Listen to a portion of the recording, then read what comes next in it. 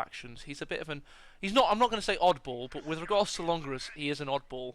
He doesn't seem to see it the same way everybody else in the community does, because I've sat through vetoes with him in tournaments before, and yeah, he doesn't see it the same way most people do.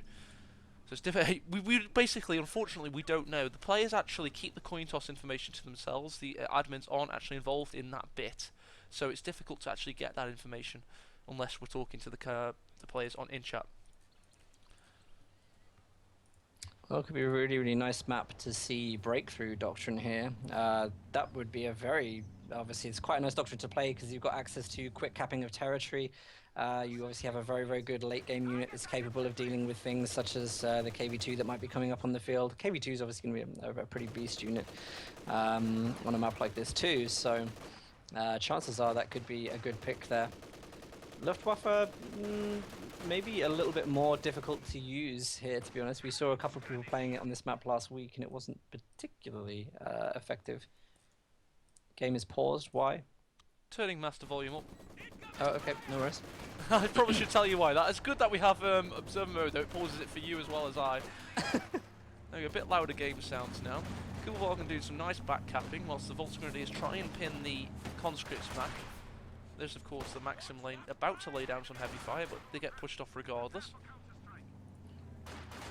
No real contest for Jesulin on the left-hand side. There are some conscripts coming on from the western position, you know, the western entry point at the moment. So, but again, you know, with some good micros, some good opportunities, Jesulin can get right in there on the green cover and deal with that quite quickly. I'd say there's pretty good early map control from Jesulin.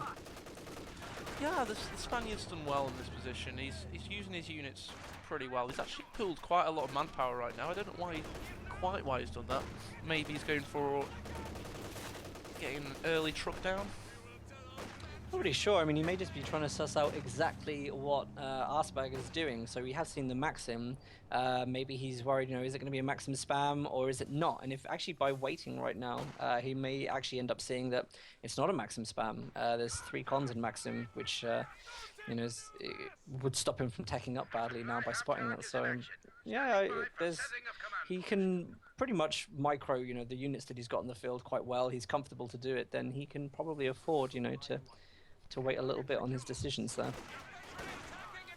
Conscripts feeling aggressive. They are waiting for the Maxims to come in support. ASSBAG has kept this central ground. One thing I must point out for the Finn is that he does like to utilise infantry spam, and he's been known to use conscript reserve tactics in the past. Probably not going to go for that here, though.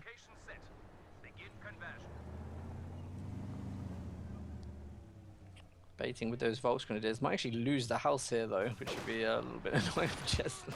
Yeah, he has done. There we go. Yeah, probably wasn't watching that after he did that there. I mean, let's set the stage with the players. It came up. Kyle asked us this question. I was really shocked. He asked us why Jesulin is seemingly off the boil in tournaments recently. You know, and ASSBAG has been in the ascendancy recently. He did very well in the Reddit tourney, and he's done pretty well in the ESL so far. So it's a tale of 2 players and different kind of sides of their competitive career at the moment.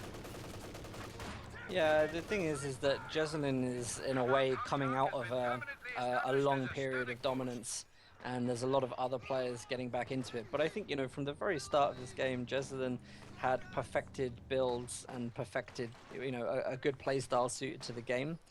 And now, you know, there's a lot of new players who have really, really increased their skill levels. You know, the standard in 1v1 has gone up loads. Not even really just since ESL, just even before that it started getting a lot more competitive as well.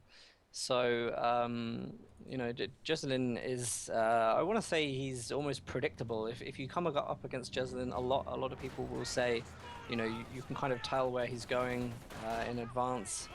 And I think that's something we pointed out previously, and he's, you know, getting better and better at now. But, you know, he does have that thing about him, is that he can be predictable at times. He does actually use the phrase adapt quite a lot for us, but I think that's because he doesn't whine about balance. He just gets on with it and learns how to play the game again. Volksgrenadier is winning out on the fuel point with a nice incendiary grenade. The Kubel will give chase and push them away completely as they retreat. Basically harass them as they retreat, I guess. Yeah, well, they've got low health. You might be able to pick up a couple of models. I think one went down there. Stern Pioneers currently with their Minesweeper engaged, so not all 4 STGs are firing. There we go, he puts it back in his pocket and pushes the Maxim all the way back to base. Jesulin just got in very, very close on the center VP there. I guess he's really hoping that the ISG is going to help him. It does.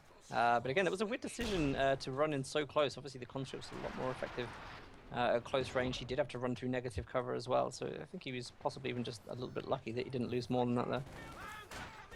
You know, the SGG wielding Stern Pioneers are on the rampage again. Conscripts take salvage, trying to behind a tree, and they're putting heavy fire down on the 2-man squad. Heavy machine guns are now available. Heavy fortification now available. Pioneers standing by.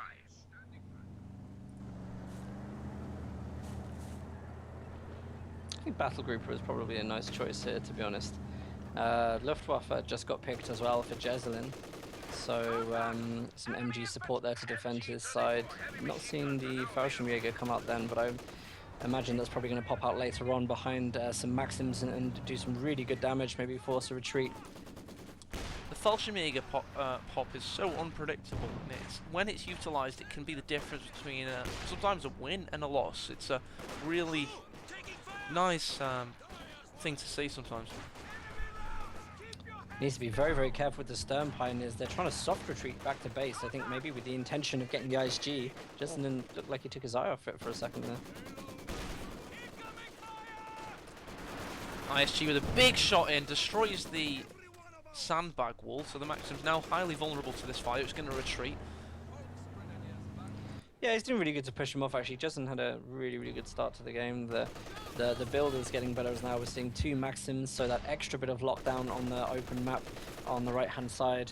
Conscripts to harass and try and keep any of the Volksgrenadiers from getting on. Also decapping the fuel constantly on the top left hand side, reducing the potency of Jesulin in the center VP. Really good strategical play there. You know, you've got to do that on longer sky as the northern play. We saw it in the first game we cast today.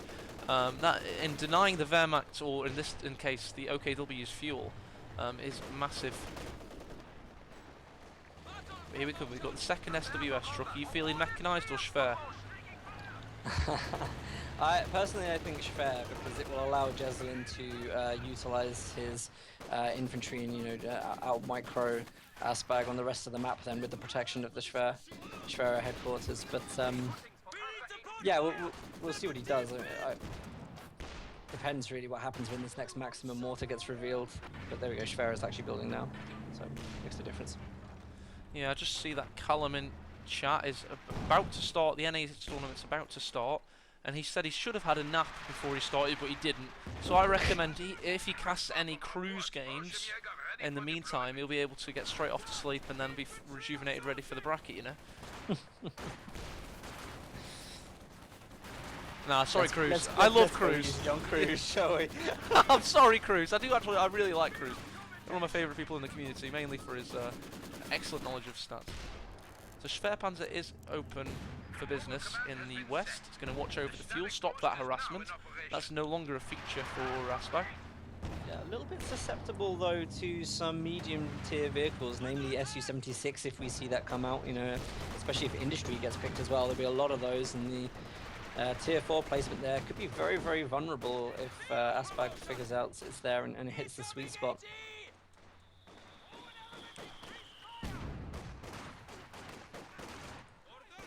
T-70s just come in the pipeline for build on the Soviet faction, and I wonder what he's gonna do with that. There's Raketten on the field now. There's still no Shreks upgraded for the 296 munitions that Jesulin has, so there is a good point to this, by the way. Like, unless you need Shreks, there's you don't really need to upgrade to the Panzer Shrek, unless there's vehicles in the field, because that way you do actually get 5 rifles firing rather than the Shrek, which for the time that it fires, time that it takes to fire, doesn't always even hit. That's a really good point, Dan, and that can be said for a lot of things. I mean, why tech 18As unless you see a tank? Why build as this unless you know for sure there is going to be a tank? Yeah, Shreks are a very, very rushed thing, and whilst they can be good to have them there for early game counters, Jesulin's very, very comfortable with his knowledge of builds, and you know, he's predicted in his head that Shreks aren't needed now, especially with the Rakettenwerfer out. He'd rather have that extra firepower. Here comes the Zis doing what... Sorry, here comes the T-70 doing what T-70 does best. That's harassing machine guns. Already down to 2-man the MG. Difficult retreat path through the firing arc of the T-70. So he tried to give a little bit of chasing. You're going to drive into the Rakettenwerfer. It is, of course, an MG-34. My bad.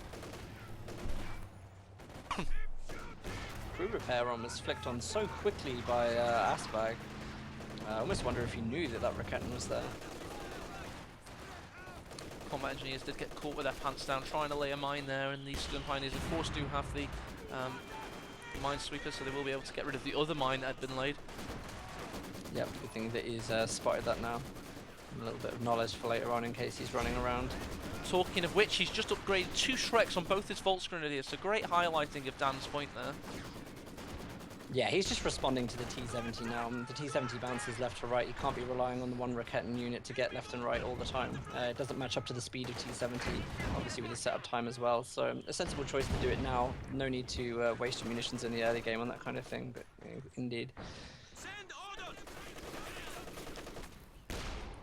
Oh, Soviet industry was picked, by the way, so a repair station going up quite far back as well into his base, so he's clearly not planning on making a big take and hold. It suggests that he still plans on being quite mobile with his units, but I wonder what the next tier 3 is going to be, whether he's maybe even going to skip and go tier 4 for the Katyushas perhaps, or whether it'll be Su-76s coming in from here on. I believe an Su-85 would also complement a Soviet industry build as well, especially on this map. So he's got a lot of options available to him right now. Also, by putting the repair station in his base, he has not given any tell that he has this. Oh, saying that he may be very shortly using the Allied supply drops, so that would be a tell. But if he doesn't use them and instead he keeps the KV-2 close to his chest, it can be a big shock unit in the mid to late game. Yeah, definitely. Of course, the other thing as well is that he hasn't used the supply drop yet for fuel, so that may also be a little bit of a pointer for when that happens. But you know, he'll keep his hands close to his chest. So the T-70 has marauded around the field for ASSBAG. It's gone west, it's gone east. It finally comes now to try and pick on the Stern Pioneers. The Raketten isn't in position.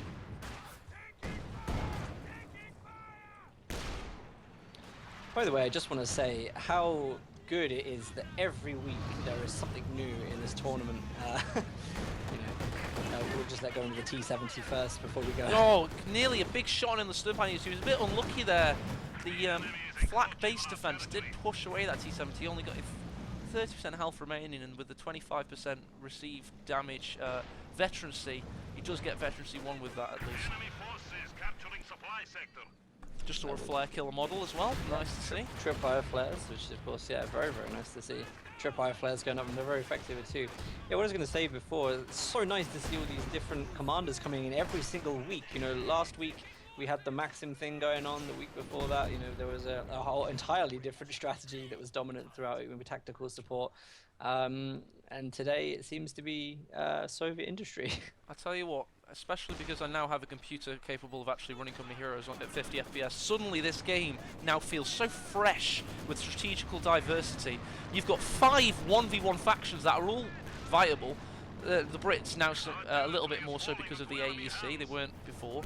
And it's so interesting, you've got so many commanders, so many possibilities, so you've got more maps than we ever had in Company Heroes 1 that are viable on a tournament level. This game is now truly pretty damn epic. Yeah, it's just, at the very least ever, it's just so nice to watch as well. Yeah. As I'm sure you're finding out with your new computer getup. Yeah, it's doing well. I mean, on stream, of course, it is Twitch, so you're getting 30 FPS at your end as a viewer. But you'll appreciate, if you watched my stream about 3 weeks ago, it's a hell of a lot better when you actually get a decent graphics processor. Thanks to a few guys that donated to me to help me get it.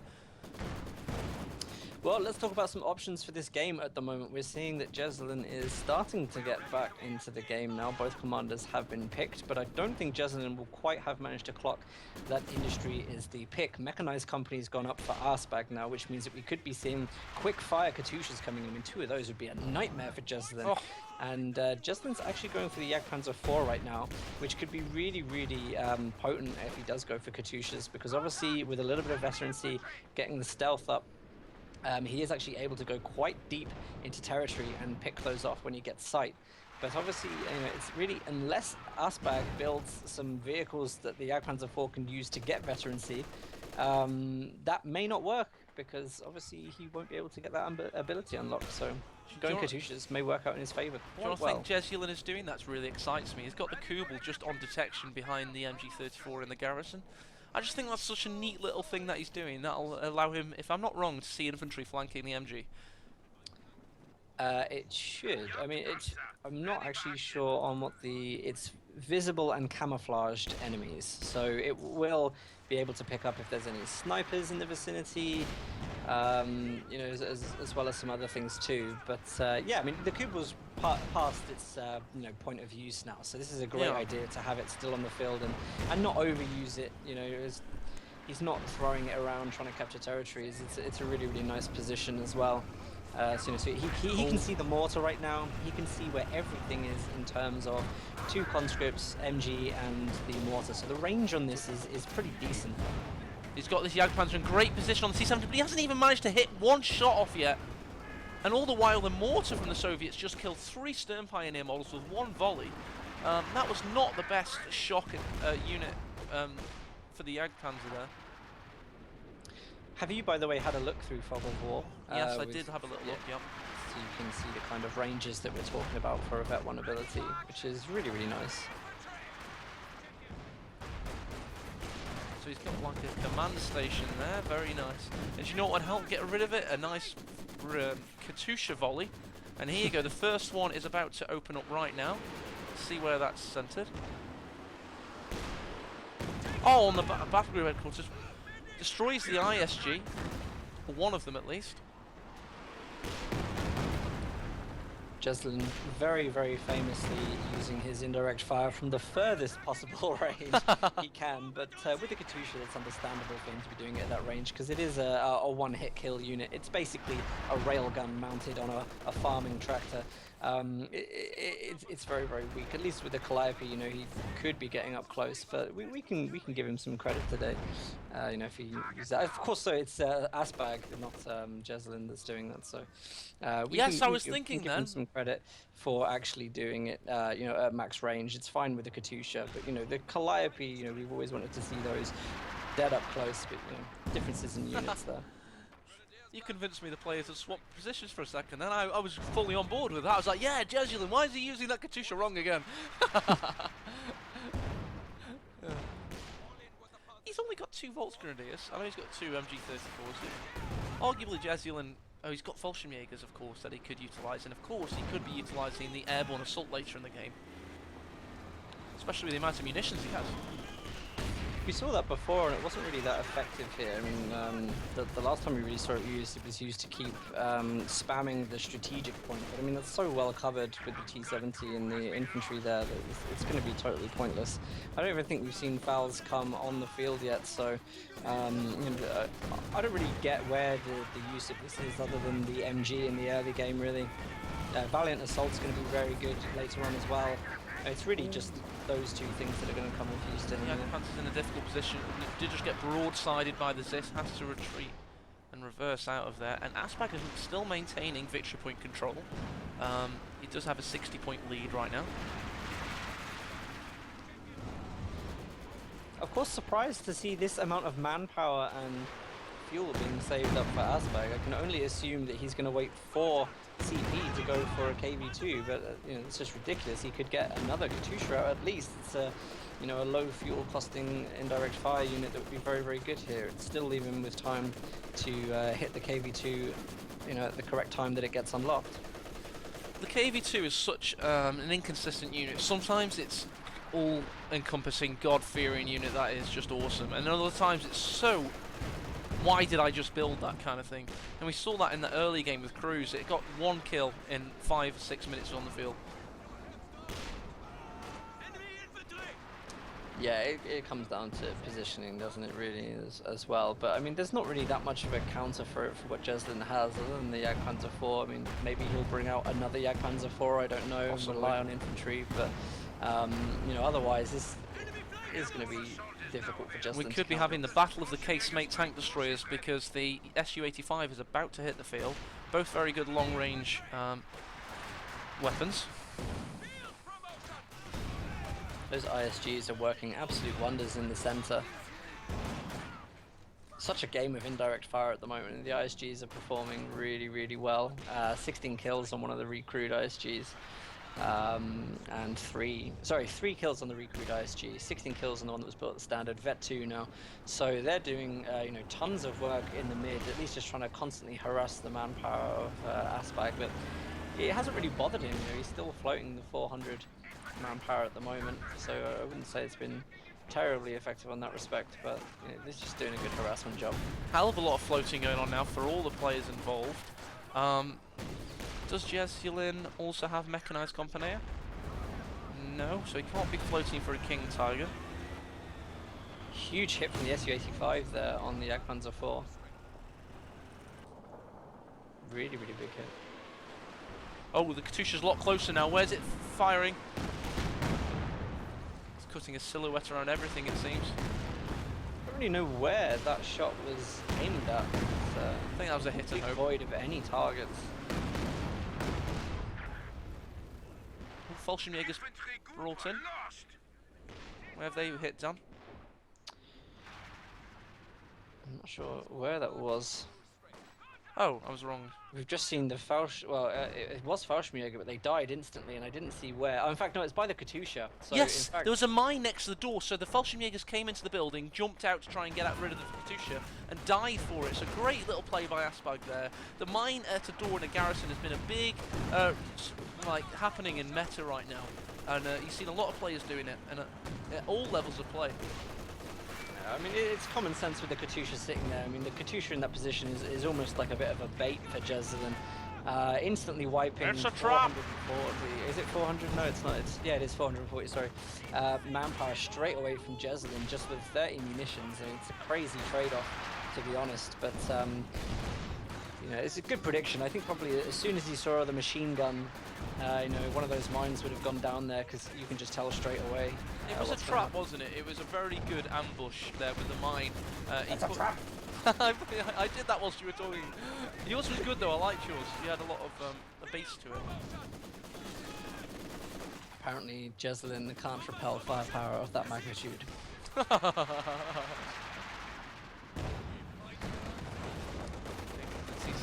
gets shot at by the Shrek, pushed away. Also, you got Conscript, Ponderous.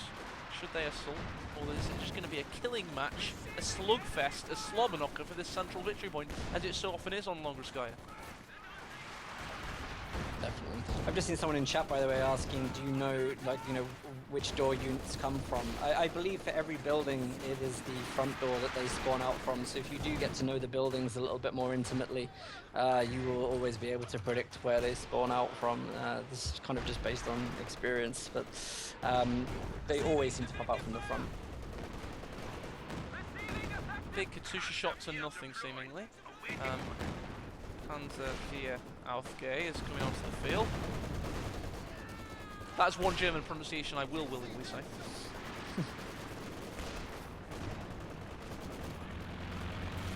Oh, here comes the airborne assault. 3 Fallschirmjägers. Exactly where we saw it used last game, and I mean, I guess it's a bit effective here because he's using it whilst everything's retreating, but I can't imagine they'll be allowed to stay there for too long. Oh, they got pinned, and it was all to nothing. They just lost 2 models immediately. At least the Jagdpanzers come in and taken out the T-70. It wasn't all to nothing at all. Great play by Jesulin. AV2's just hit the field as well now. That's probably going to set up around where that strategic point is, I imagine. I mean, the range of it is so huge, he should easily be able to cover the mid VP and the right VP with a good positioning of KV2 here. Ooh, the Jagdpanzer's showing its rear armour. Oh, first KV2 shot hits the haystack, does nothing. Here they come though. SU-85 in position. Big shot in on the Panzer IV. I'm going to tilt my camera to try and get more of this in. Street Zoomcast trademark. Oh, big shot in from the KV2. Misses. The Jagdpanzer goes into stealth mode. Does get a shot off on the SU-85. Nearly destroys it. Another big shot in from the KV2. Attack around on the MG-34. Look at the range on that thing. We're probably going to have to stay in Alpan camera mode for a while. Yeah, I mean, the positioning of the KV2 here is really, really good, and you know, with the lack of indirect fire available to Jesulin right now, he doesn't have mechanized company up to provide the Stuka. He is relying on the ISGs here, but of course, ASSBAG has that very, very under control with the Katusha that he's got. It's pretty good positioning there, you know, with good cover from the AT guns and the SU-85. I would say, you know, he's going to be able to hold that VP off of Jesulin once this is captured for a considerable amount of time. You know, probably looking at a 100 VP game. Look at the range it's got firing on the MG in that house on the west. It's really incredible. Oh my god, it just got out of there in time. Here goes a big Katusha barrage on the units just exiting the base sector. Jesulin has not realised it quite yet. Luckily, so far... No, there you go. Some of the rockets do indeed hit. Oh, big shot from the KV2. Kills 3 Falchion Megaskulls. Will the conscripts get the kill on retreat? They will not. The Volksgrenadiers put another great shot in. And the KV2 is now doing work. Yeah, well, 3 kills already in the short time that it's been on. I don't doubt that it's going to be doing a lot more than that. You know, ASSBAG just needs to be really, really careful that he doesn't get fooled by this Jagdpanzer with stealth abilities, because that's really going to be where things start to go wrong. Obviously, it does get a little bit of damage buff when it pops out of stealth as well, so does need to be very, very careful of that. Did you actually know that there were Jagdpanzer prototypes that the Nazi Germans were building that did actually have stealth capabilities? No. Well, basically, it was prisoner of war artists just painting the side of the tank to look like what was behind it, and they had to follow the tank everywhere and repaint the side of it to give the impression that it wasn't there. There's an interesting, you know, approach to that. You see that Jagdpanzer IV doing exactly what we just spoke about a second ago, popping in from out of stealth and trying to get those shots off. But he knows where it is now. He's got the SU-85 and the... Oh, big attack ground shot in, regardless of stealth. No penetration on the frontal armor of the KV2. Another big shot, this time does not hit the Jagdpanzer, but the Panzer IV is as well ponderous, thinking about making an assault. ASSBAG has this big central position. There is a Rakettenwerfer in position also, so both players have a lot at their disposal. They could make this work. I'm really, really just so impressed the difference in what ASSBAG is building right now. We're getting a T-34 come on the field as well, so just complete versatility of industry. He really is utilizing everything that Soviet industry, you know, has. Jesulin is doing the right thing as well with his Jagdpanzer IV, popping in, getting a little bit of veterancy, popping out. You know, when this thing actually climbs the veterancy higher and higher, it's going to become an absolute killing machine, and will easily manage to force the KV2 off of its position. So, that being said, the Su-85, which is currently sitting on top of its own mine in a very bad position, has got veterancy 2 now, so the rate of fire from the Su-85, including the accuracy, is now very, you know, is dramatically increased at this point. So it does have a good chance of having a decent one-to-one fight with the Jagdpanzer IV here. It really comes down to if Jesulin can get the veterancy climbing, you know, up to 4 or 5 on the Jagdpanzer IV here. Katusha's getting into position. You've got the T-34-76 newly built. Veterancy 2, as you've rightly mentioned, on the Su-85. KV2, it's an interesting army composition right now for Jesulin. He's currently building his second Panzer IV. Maybe they're both basically going to have a lot at their disposal. Would you have possibly considered a Panther for Jesulin? It is a good unit on this map. I'm not sure, to be honest. It's a difficult one. I mean, the thing with the Panzer IVs is they're still very, very good for the fuel cost that they bring out. You know, the second Panzer IV it's not entirely needed.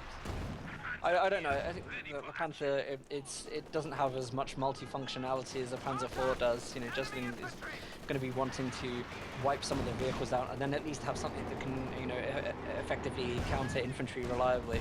That's something that the Panzer IV does. You know, it is effective against infantry as well. And coming up with those armor skirts doesn't make it, you know, a bad vehicle by any means. It's still a very, very good tank. Here comes the Katusha barrage. Not actually hitting that much, surprisingly. It's only got 13 kills with so many barrages. It's got the KV2 firing over the tree line. Another big shot in, this time rear armor penetration on the Panzer IV. The Jagdpanzer's idling into position.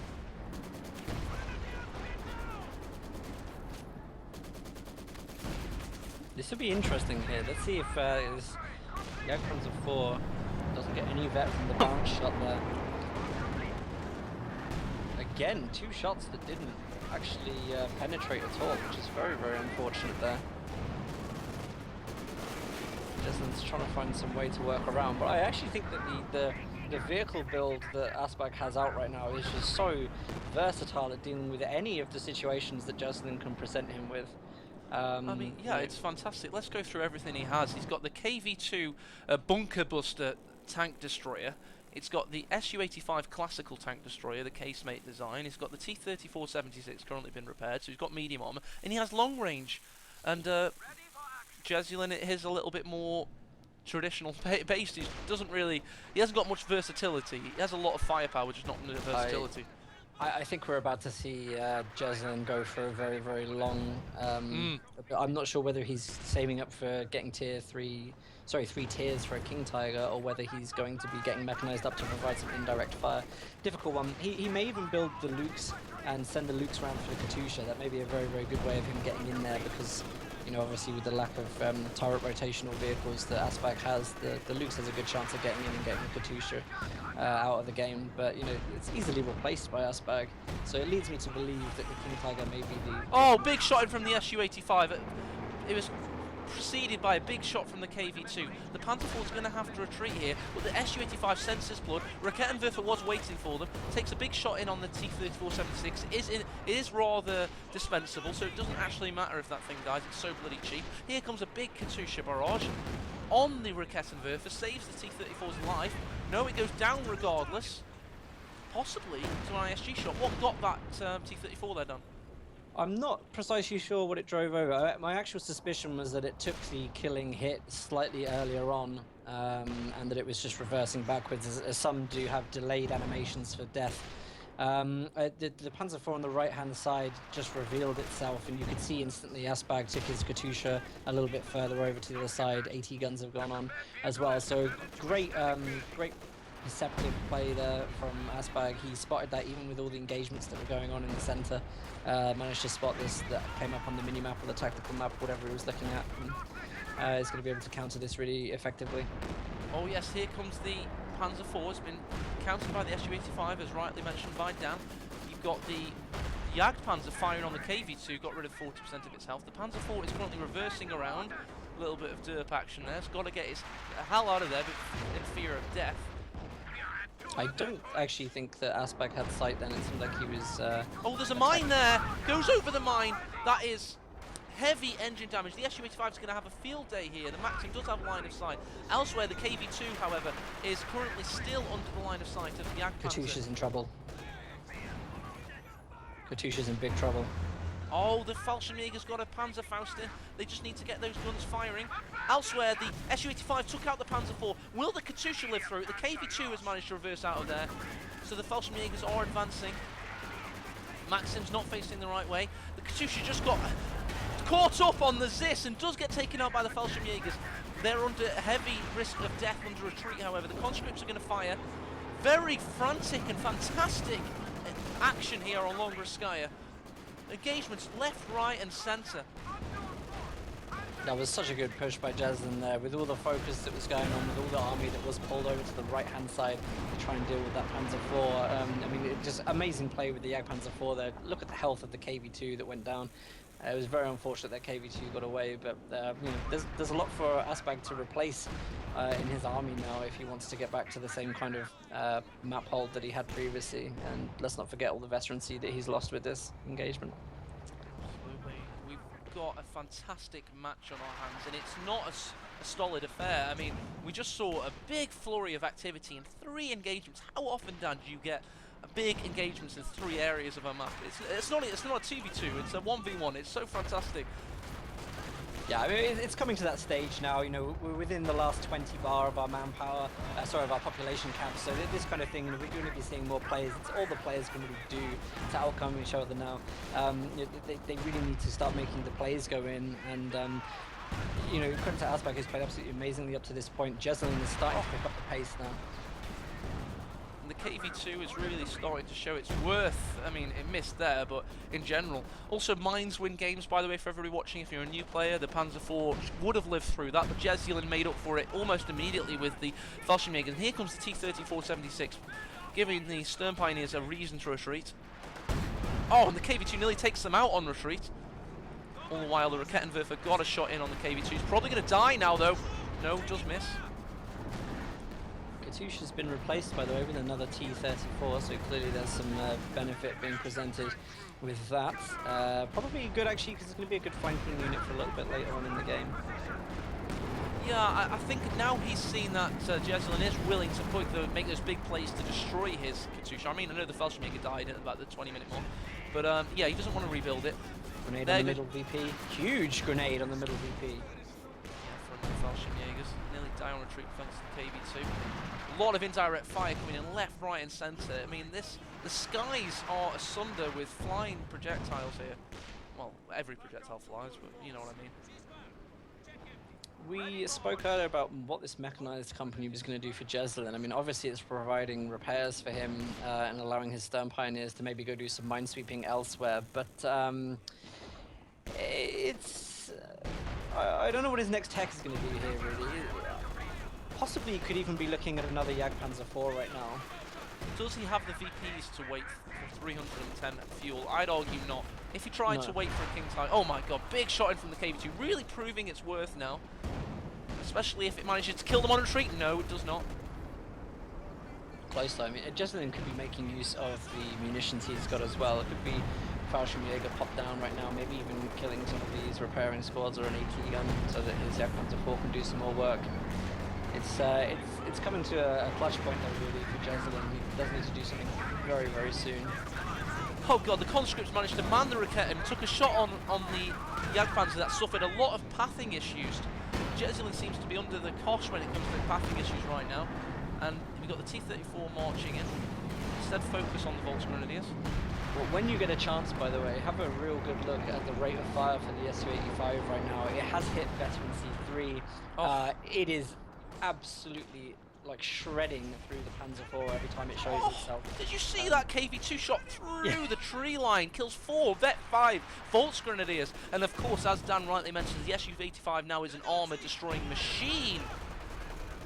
So ASSBAG is, I think, clearly in a stronger position right now. Yeah, he really is using industry so well right now. Fallschirmjägers are in cloak. They are stopping the conscripts from firing. How long will it be before ASSBAG realizes and attacks ground with the KV2?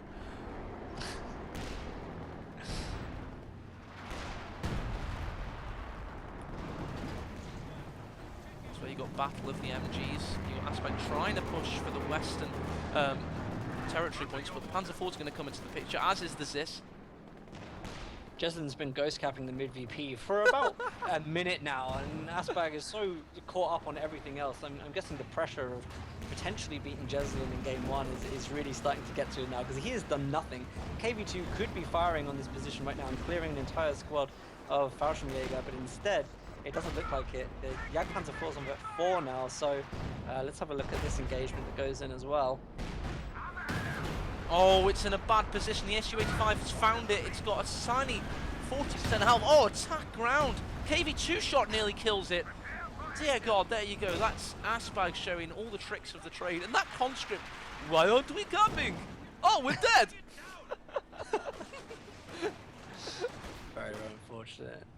I mean, even with this Vet 4 Jagdpanzer IV that's in the field, I mean, you see how effective the KV2 Su-85 combination is with dealing with that. It's unbelievable how quickly that went down to the rate of fire from the 85.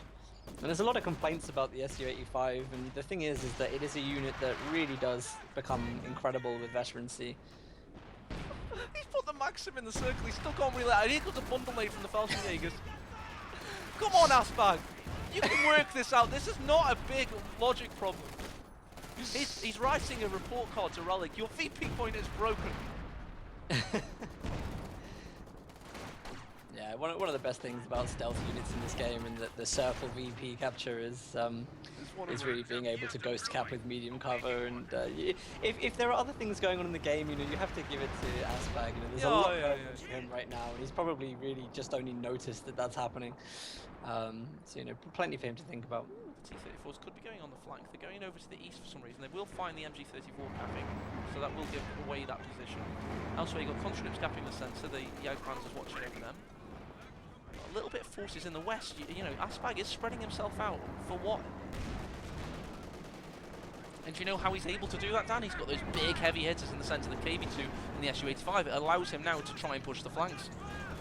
Yeah, it's giving him more options for flexibility. I don't know if this is going to end up a mistake or not. I mean, his build at the moment is really stopping Jesulin from doing everything. The taking and holding those two VPs may be more beneficial than, you know, trying to go for the triple cap, which is near impossible for him to do now. With the Panzerschwerer there, you know, he would have to move a considerable amount of his vehicles over to the left-hand side to orchestrate this, and it's probably not good. He could continue pushing up through the center, would probably be the best plan for him, but he needs to actually make sure that he has, you know, those two VPs at least at all times, because the longer this game goes on, you know, the more chances there are of more tech coming up from Jesulin. This was taken in the west there, Dan. He's used the Stern Pioneers, now pushing away the Maxim. Here come the T-34s, however. They're going to try and put stop to that shenanigans. Rear armour through the front. Needs to push the agenda though now. There isn't anything to back up this Panzer Force should they push for it. They've got the SU-85 with the Veterancy 3 also dawning on him.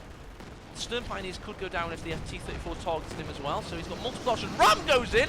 Hello, when was the last time you saw a Ram? Dear God! It looked like he hit the mine as he went in for the ram as well, killing the Panzer IV instantly, but of course he's not going to get his tank out of there at all now. But was that worth it? I think it probably was, to be honest. God, when you think of the cost of the T-34, it definitely was worth it, yeah. Those things. He may be catching Jesulin out here, by the way. He's baited him in to trying to hit that T-34, and he's got it well covered. Big shots in. After the T-34 of course goes down, not for much length in terms of overall cost. SU-85's got a difficult retreat because the T-34 is blocking him currently, but it will get out of there seemingly. Elsewhere you've got conscripts getting ready for an assault. You've got a stolen MG-34. I have a real worry about what ASSBAG is doing here, because although he's getting some good plays off, you know, taking his eyes off the middle, and bear in mind, I personally think, you know, Jesulin has a lot better micro skills than the majority of, you know, people that he comes up against. And that's one thing. Watch he these has to be so careful. Watch them. Oh! I knew that was going to happen. That's why I had to say watch it, man, because it was just so obvious. They parachuted into death. Oh, that's a great idea. We will parachute into the... No, that's my Russian accent. But anyway, they parachuted into the path of the KB2. It was certain death. KB2 needs to be very, very careful right now. It is going to go in for the repair. Vet 3 as well on that KB2. 38 kills now, so it is paying for itself quite well. Well, my concern is that ASSBAG is losing a lot of his infantry when he goes into these spread out engagements. You know, focused on the center, I would say that, you know, his chances of defeating Jesulin with his build are very, very good. But when he spreads out, Jesulin has such an advantage there, and he just takes advantage of his micro prowess and just does an amazing job of overcoming it. Also, this has given a lot of salvaging for Jesulin on the left-hand side now. All these tanks and AT guns, so you know, Jesulin is getting closer and closer to a late-game unit, which could still be the King Tiger right now. He's got 107 victory points, so he does need to offer something, some big thing to try and keep these big heavy hitters of ASSBAG away from the centre. He does have the Jagdpanzer, of course, and Well, let's just think about it in the sense that the King Tiger, although it doesn't have to be something that pushes the KV2, it will be able to take hits from the KV2 very well. It'll be able to take hits whilst the Jagdpanzer IV gets in to deal mass damage. And also it's a very, very good anti-infantry tank, so you know, it's going to be able to cover the mid-VP very well whilst all this is going on. Mine's been laid by ASSBAG to try and protect his flank because he knows he's got these big heavy tank destroyers in the centre. But yes, we are actually getting quite close. I mean, think about it, it's now 130 fuel away from the King Tiger. That'll be coming at the 50 odd minute mark. And if he can just maintain the central victory point, he can get there, and that would offer problems. Big shot in from the Jagdpanzer, nearly kills the Turkish Triple. There he goes, out of control. The Raketenwerfer helped out as well. The conscripts are going to come in on the centre and cap that central victory point, which arguably is more important than a T-34 going down. Oh my god, the Su-85 Vet 3 gets a big shot in on the Jagdpanzer Vet 5, pushes it away, uses Cloak to help do that. I think ASSBAG may be bringing in a T-34 there to rush in for the Jagdpanzer IV. It might be his best chance of doing it if he does it now. Even a ram would work if he can get it in there. No mines from Jesulin either. Oh, instead he targets potential for a play. The ISG. It would have been very difficult to work out where hit had gone, and I think arguably keeping it at this point is probably a better option. He's currently got his Su-85, which has just suffered damage energy. He doesn't want to lose that. Here comes the Panzer IV. KV2 turns its fire though. Using that Su-85 would be a massive loss for him right now, so he needs to be very, very careful about what he does with everything here. I get the feeling he might be trying a bit too hard to beat Jesulin here, and he doesn't need to. You know, Jesulin's pop caps, even getting the King Tiger out is going to be difficult for Jesulin because he has to lose units first in order to do that. He could easily win this by just keeping Jesulin at bay like he has been doing. And he can even keep a King Tiger at bay with a KV2 and a Vet 3 Su-85. But Jesulin with a King Tiger, a Vet 5 Jagdpanzer and a Panzer IV, that is a different issue.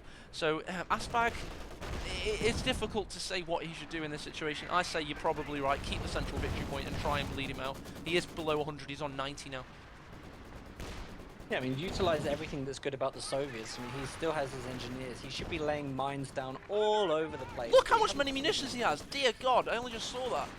Yeah, he should at least have an army of for a long time, and you know, mines need to go down everywhere, but obviously not near his tanks because that can cause complications if you know, misfires go and you start snaring your own vehicles. This is genuine now, Dan. This is absolutely genuine. He should have built an army of repair stations with 800 munitions. There is no excuse for not having 10 repair stations. I know it's abuse. I know it's abuse and spammy, but it actually insta-heals your tanks. Fallschirmjäger is probably going down. Here we go. The Panzer IV is pushing in. Elsewhere, the Jagdpanzer is not in the picture, so arguably not quite sure what he's going for here. But he does get a main gun destroyed on the KV2. He needs one more shot in, out of control. Will he get the shot? One last shot. No, it dies before. Fallschirmjäger is probably going to go straight for it, maybe to get a Faust. No, he retreats instead. Su-85 kept the Jagdpanzer at bay. It couldn't push in when he needed to. Looks like ASSBAG's going to lose some conscripts on the left-hand strategic point as well whilst all this is going on. Does manage to get those away in time though, which is quite nice. I think ASSBAG handled that really, really well. That could have easily gone the opposite direction for him. I tell you what, that Panzer IV was a millisecond away from getting a dying shot in. What else, when it spun out of control, if it had just gotten a shot in, it would have been an RNG. A big win for Jesulin. Unfortunately for him, it didn't quite pan out that way. I think we'd be disappointed with it as well. ASSBAG's really, really keeping Jesulin's manpower under control. The KV2 is obviously the big contributor to this, but Jesulin can barely even reinforce everything he's got in the field right now, and even plugging these munitions in for the Fallschirmjäger is starting to eat up his manpower. There's only, you know, maybe 3, 4, 5 minutes left of the game left in this double cap now at the moment. So, you know, Jesulin really needs to come up with something really, really quickly for this. And of course, with the loss of that Panzer IV, second Jagdpanzer out on the field, all he can do now is push up with the infantry in 2 of those. But 1 flank, and that's GG. I kind of think if you've waited that long for a King Tiger, you might as well build the damn thing. I mean, I know 2 Jagdpanzers are great, but he could have built a Jagdpanzer 10 minutes ago. And well, we assume that's what he was going for, and he may have just been floating. He didn't have the pop cap. Oh my God, here we go. Jagdpanzer second on the field. KV2 in dire situation here. Big shot in, abandoned. One more shot necessary though, just on the line of sight. It's not a It's not the worst situation ever. He's got the Fallschirmjägers in the centre, and the KV2 is no longer raining fire on them. Oh, but the Zist just got a good shot on the Jagdpanzer, and the T-34s are flanking. They do need to get around the rear armour to finish it off.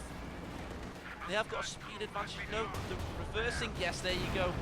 Out of control Jagdpanzer. We've got that big Vet 5 unit has now died. However, no, sorry, its apprentice died. The Vet 5 one's still alive. This could be it. He needs to go for that 5 Vet Jagdpanzer 4. Now the VP in the mid's just been taken by Jesulin, so it could be the start of a comeback. Rear armour hit on the Vet 5 Jagdpanzer. Will he get the final blow in from the T-34-76? He does indeed! Both Jagdpanzers down. A medium tank was destroyed. Wow, what an engagement. Once again, could have really gone well for Jesulin there, but Tell you what, it's this not is gone crazy. badly. Look how little infantry ASSBAG has.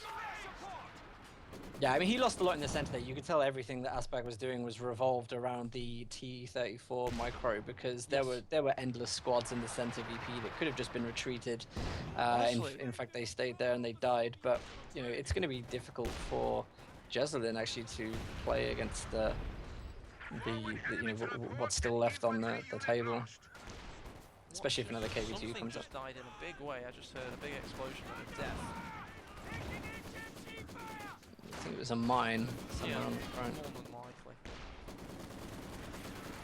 But I think Yeah, Jesulin is in a it's- very good position now. It's a victory point battle. But unfortunately for him, his opponent has a lot of victory points, so can afford to lick his wounds and get another big heavy hitting unit out. And then it'll all be about a big push from the north, from ASSBAG the Finn, try and get rid of Jesulin's presence on the centre and just bleed him out for 44 victory points. Does this remind you of anything, Dan? What, Helping Hands game maybe? Yeah, or- the first Helping Hands game, man. It's in such a similar situation right now. I'm just checking out the graphs for this game at the moment, and just all throughout this game, both of these players have been. It's so neck and neck, and it's so responsive. There's only been maybe a 4-minute window where ASSBAG's actually had more of a valued army than Jesulin, and even the resources for both of these players are neck and neck, and they're so responsive. You know, whenever ASSBAG loses something, Jesulin loses everything as well, and they go down to the exact same values. So they're so neck and neck in terms of their, their skill and how they play this game. It's really unbelievable. So Jesulin's had to rebuild a Jagdpanzer. That's his third to be built. The second KV2 has now come on the field. And it's going to be, as we say, a frantic race for those last 44 victory points. ASSBAG's building up his army. Little bit adventurous setting up there, 'cause even if he sets down now, it's going to take him quite a long time to do it. That's a really bad decision to do that. The There's no type- support. The T-34 has got to save the life of the KV2 now. It's trying to distract the Jagdpanzer because that Rakettenwerfer and the Jagdpanzer could have taken out the second KV2. That would have been terrible. Here comes the T-34 reversing across the battlefield, trying to get close to that Jagdpanzer. It has been momentarily distracted. The turret has to reverse. It's a quick one though. It does go down. I think actually to blue on blue action from the KV2. Probably not what he wanted. He was lucky to keep that KV2 alive there. It was a weird decision to just drive it in like that. He must have been expecting Jesulin had something. Yeah, I suppose the T-34s aren't expensive, so he can just rebuild them for fun. But you never want to lose them like that. It's such good success against the Jagdpanzers previously though. I suspect he fancied it going the exact same way. I mean, he could have held that off. The thing is, the Su-85 has been sitting back in his base repairing, and he never actually brought it back out onto the field. So when the KV2 went in, it was really nothing there. He was going to take a foul. So that's what happened last time when he lost it. So I'm surprised he hasn't learned his lesson from that, really. God, what a game this has been. 53 minutes and counting. And it's looks no sign of stopping quite yet. Both players have to lick their wounds for a moment whilst the indirect fire rains and figure out what their next move is. I mean, there's 44 VPs on the table. ASSBAG really just needs to hit the mid now and hit the mid and just defend it. He has everything that he needs. You know, it took a long time for the Jagdpanzer 4 to get up to its veterancy where it could start combating the KV2, and with the Vet 3 Su-85, it's unlikely to get that same veterancy easier as it did before again. So yeah, it still looks in favor of ASSBAG really, despite what Jesulin has on the field in veterancy. I mean, Woodstock's made a great point in chat there. I mean, T-34s are inexpensive, but you never want to lose any manpower when it's such a tight neck-and-neck battle. Yeah, I mean, even losing the T-34 is is in some sense a loss. But, you know, that T-34 could be given a ram on the Jagdpanzer 4. I mean, any successful ram on the Jagdpanzer 4 is going to let that Su-85 be incredibly effective. Big shots from this second KV2, already climbing to 7 kills. A lot of them were Fallschirmjäger kills as well. Another T-34-76 building.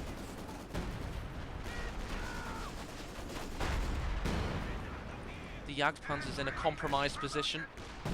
I think KV2 has something to say about it. ASSBAG just retreated the conscripts. He possibly could have kept them in the capping circle. He did have 4 men, a little bit conservative there. All he needs to do is bleed his opponent down. You know, I really would consider Katusha here if ASSBAG could just really hold his own and keep some units alive for a while. The Katusha would be very, very beneficial in helping him deal with these support weapons. You know, the ISG Vet 5 now, 62 kills on the ISG, and is also currently claiming the Demolisher badge on Jesulin's stats at the moment, with 5 buildings destroyed.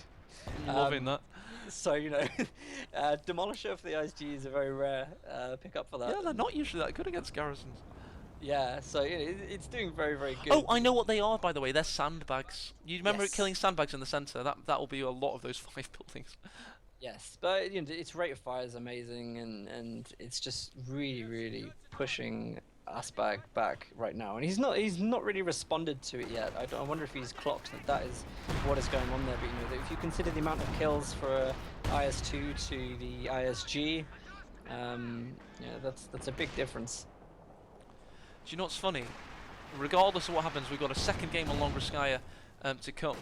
So we're going to be casting these 2 players playing about what looks like 2 hours of gameplay just on Longroskaya. I mean, mercifully, I'll be wanting one of them to make a quick win in game 2 regardless of who wins this one, to be honest. May just vote that we ban this map from tournament play. I love this. Oh, I both love and hate this map. I don't know. It's not a bad map. Players like it because it's balanced, but it's balanced because it brings the game out to like ridiculously long stretches of time. T-34 gets found out by the Jagdpanzer, pushed away. Second shot suffered. The Jagdpanzer is quite a nimble unit, so he might actually end up killing it here. Jagdpanzer 4 needs to be really, really careful of the chases. There's a mine right there. That would spell GG. Oh, this is such a bad move for Jesulin. Heavy engine damage. And it's such a popular mine spot as well. And the Su-85 careers into the situation. Is flanking, Dan. The Su-85 is flanking. No, instead it's... He needs to be careful doing this. He actually just needs to start shooting, otherwise this could be very badly. But of course, the rate of fire here... Oh, the Su-85 is going down to the marooned Jagdpanzer. One more shot. Su-85 down. KV2 with a big shot does miss. We've had airborne assault pulled in. Fallschirmjägers are firing, but there's not much they can do. Jesulin is, however, in a strong position. Now the KV2 might be going down. Faust goes in. Damaged engine. One more shot from the rockets. It goes down. Second KV2 to die. Jesulin just made a big play, all thanks to a mine. Do mines win games, Dan? I think they do. Mines wins games, but you know what? That wasn't Jesulin's mine. I know. Well, there's a small chance of a recovery here, but this is absolutely ridiculous. You know, ASSBAG does have access to drop some fuel, but getting another KV2 is going to be difficult. Without the Su-85, there is such little chance. Jesulin's preparing for the loss of his Jagdpanzer 4 by building another one, and that's going to help him against any KV2 rush. But at this point of the game, Jesulin has really just cleared everything. He has, and there's nothing ASSBAG has left. He has 36 fuel. Jesulin suddenly, and Jesulin is a famous player for this. You think you've got him, all of a sudden he's won. He just has such insane endurance, and he manages to keep you guessing until the very last moment. And that's why he's such a great competitor. I'm looking forward to community highlights on him, to be honest. I want to know more about how his mind ticks.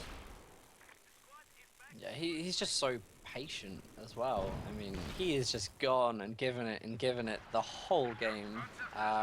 It looks like ASSBAG's setting up for something big on the left-hand side there. I don't know what he's going for. He's straight for the Panzerschwer, I guess, trying to catch him off as a surprise. But what that will allow him to do is to cap that western victory point. If it goes down, he'll be able to harass there. He needs to win on victory points now.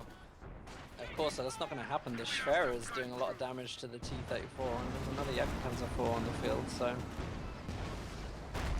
Jesulin's all over this right now. For ASSBAG to get back in this, he has to at least sit back for a moment and you know, start to build up a force again that he can use, but he's just not able.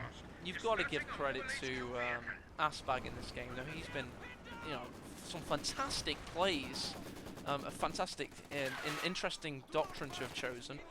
Although he does have 1,000 munitions, so that probably, if he watches this game back, will show him how he could have improved against the Spaniard. Yeah, I actually think he's going to be really disappointed if this does come to a loss for him, because he so comfortably had this game in his hands. You know, he didn't really have to do anything. And what was his crime? Trying to do too much. The one mine he did lay as well laid a trap for him. Well, don't say the one mine, because although he's stacking 1,000 munitions, he has actually laid quite a few mines all over the map. Nice wipe, T-34. Where was that, man? Entire squad of Fallschirmjäger just got crushed. And they weren't even clumped up either, actually. They were actually spread out, so that was just a good driving by ASSBAG. Oh, that's the repairing crew. I thought for some reason they were standing up, like, and huddled together. I'm a moron, that's why.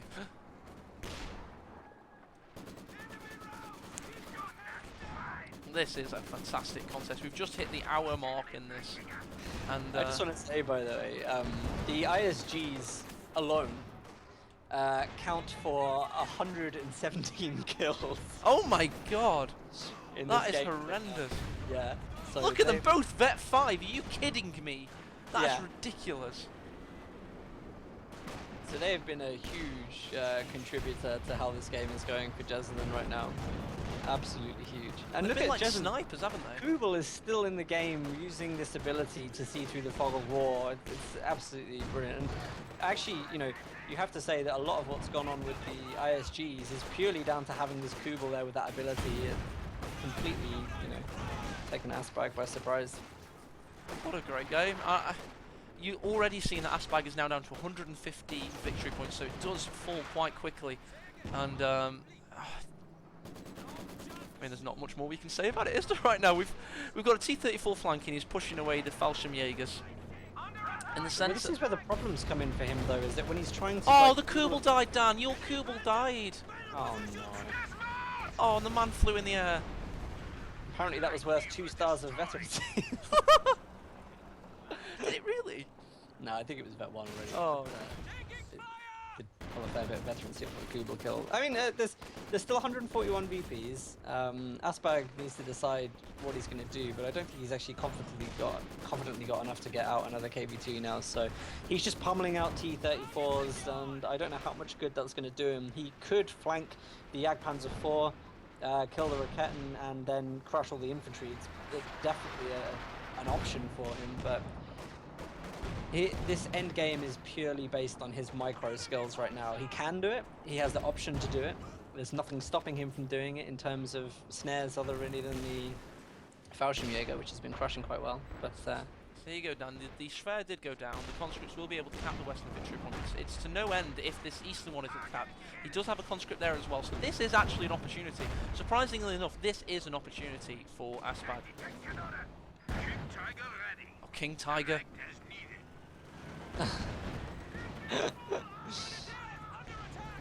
he's using that stupid skin for it. Oh, that's disgusting. What the hell is that? It's the make war not love skin. Oh, I don't like that. So he took the eastern victory point. He's on the centre. I don't know what disgusts me more, the fact that he's using that skin, or the fact that he's using that skin when his light vehicle and medium vehicles are using different winter skins. Yes. It's like he's come to the disco, not to the World War II battlefield, seemingly. Oh, big shot in from the King Tiger, announcing its arrival with a squad wipe.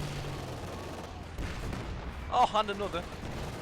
I actually think ASSBAG's really drawing this out a lot. But remember, he's got to play 2 more games against Jesulin, and this is going to be really, really disheartening when he loses this.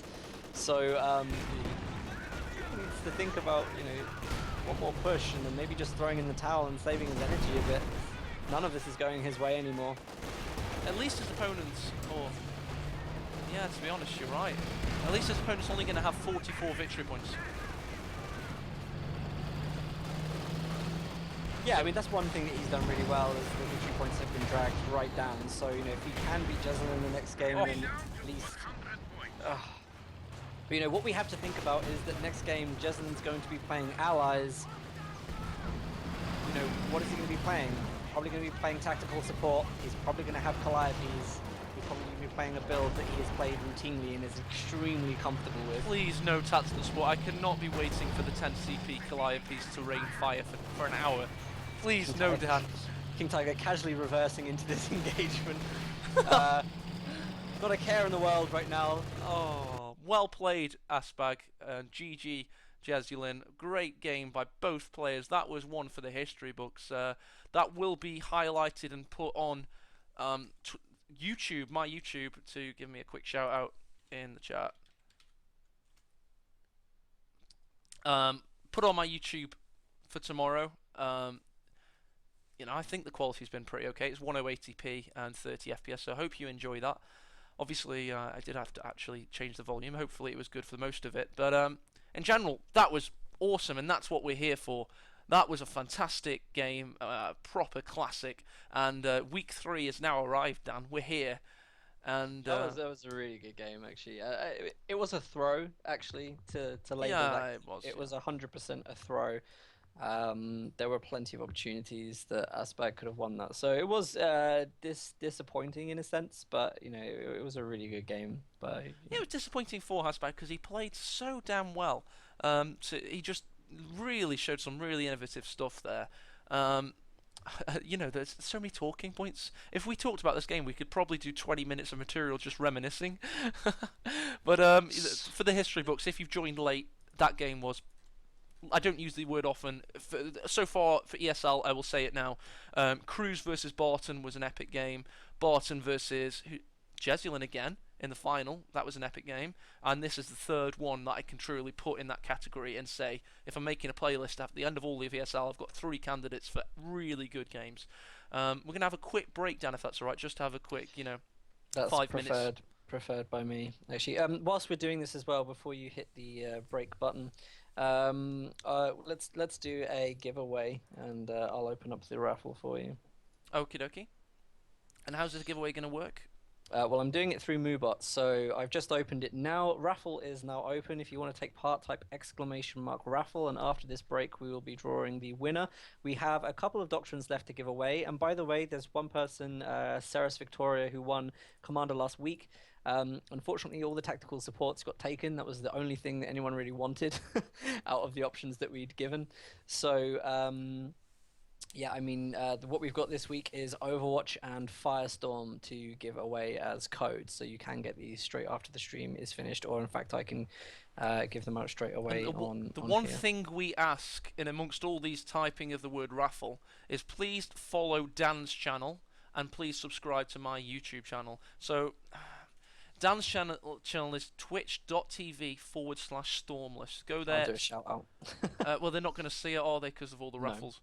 No. Go there and follow him, because he's always he's always playing 2v2. He's doing a lot of 1v1 recently. Probably one of the best streamers you'll find at the moment. And also, a lot of the ESL tournament games will be on his channel. Subscribe to my YouTube channel. There's a link below the actual video here. I've got a lot of good content recently. I did watch my patch. If you want to see how the AAC works, I get cheat mods out. I work out how it works rather than just speculating. I've got a lot of good casts with, which I really could have done with. I know you aren't a fan of my strategic zoomcast, the implementation of it, but honestly, Dan, it's epic because you just zoom out a little tiny bit, and you can see a shite load more. And on that game, I really wanted it because I couldn't see what was happening with the long-range units.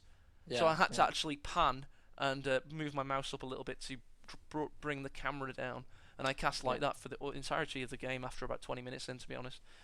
But yeah, go sub to me on YouTube, please. If you appreciate what we're doing here today, follow Dan and sub to me on YouTube. Thank you. And we're going to go for a quick break now, and we'll draw the raffle after it's finished.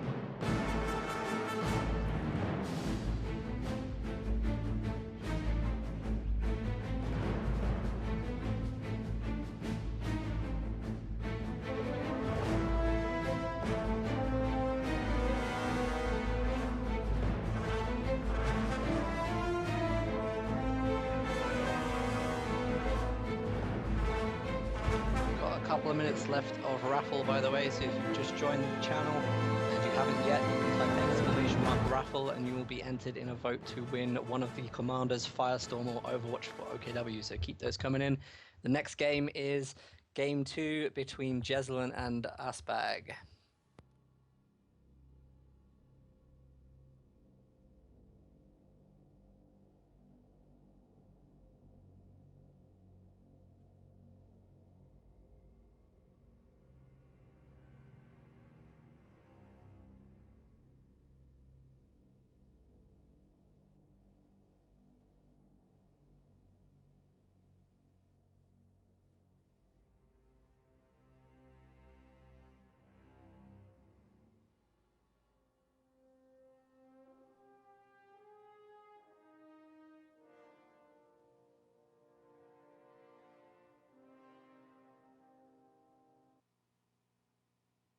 Oh my god, hype, AE. Hype. Hype, this game is going to be the best game. Yeah. Have you seen it yet? Ah!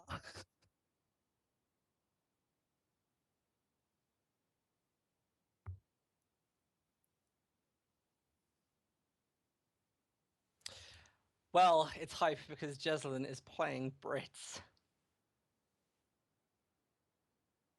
Yeah.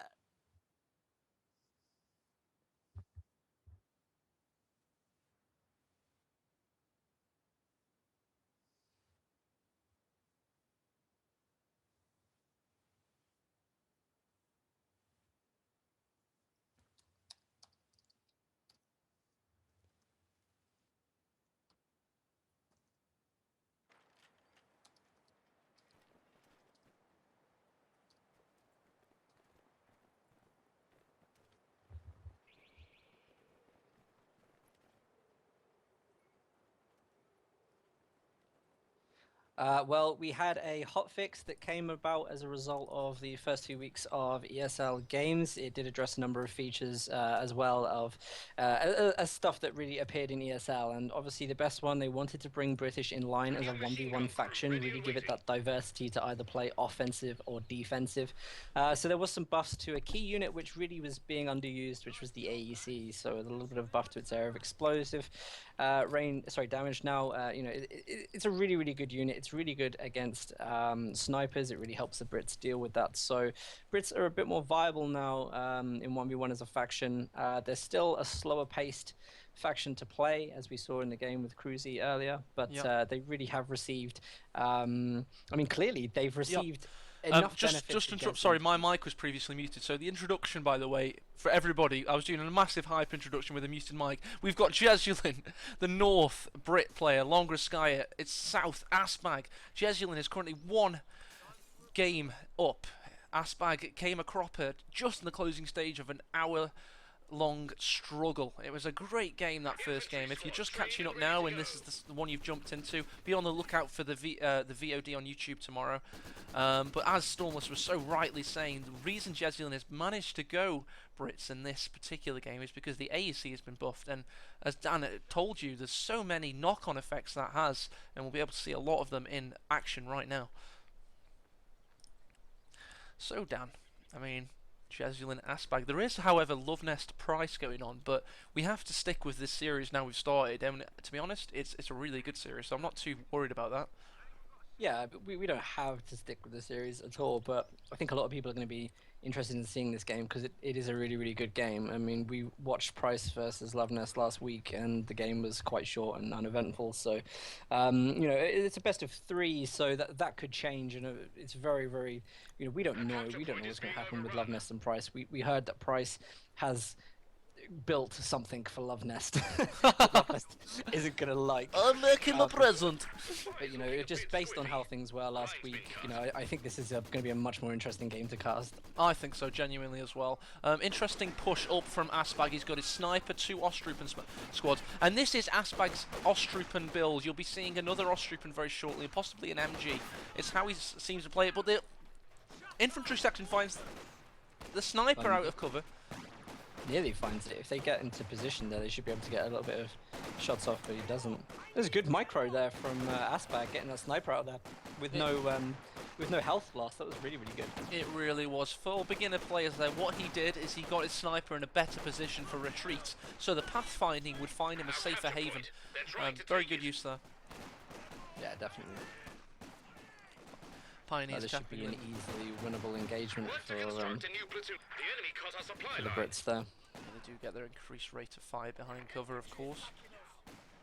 This is a much more familiar build for Brits, you know, so probably not going to be playing as crazy strategies as we saw Cruzy playing earlier, you know, but he's getting a very, very good mobile, you know, defensive loadout, and you know, just taking it around where he needs it. 2VPs in the early game, very, very good, and his resources, so Tekken's going to be fairly even.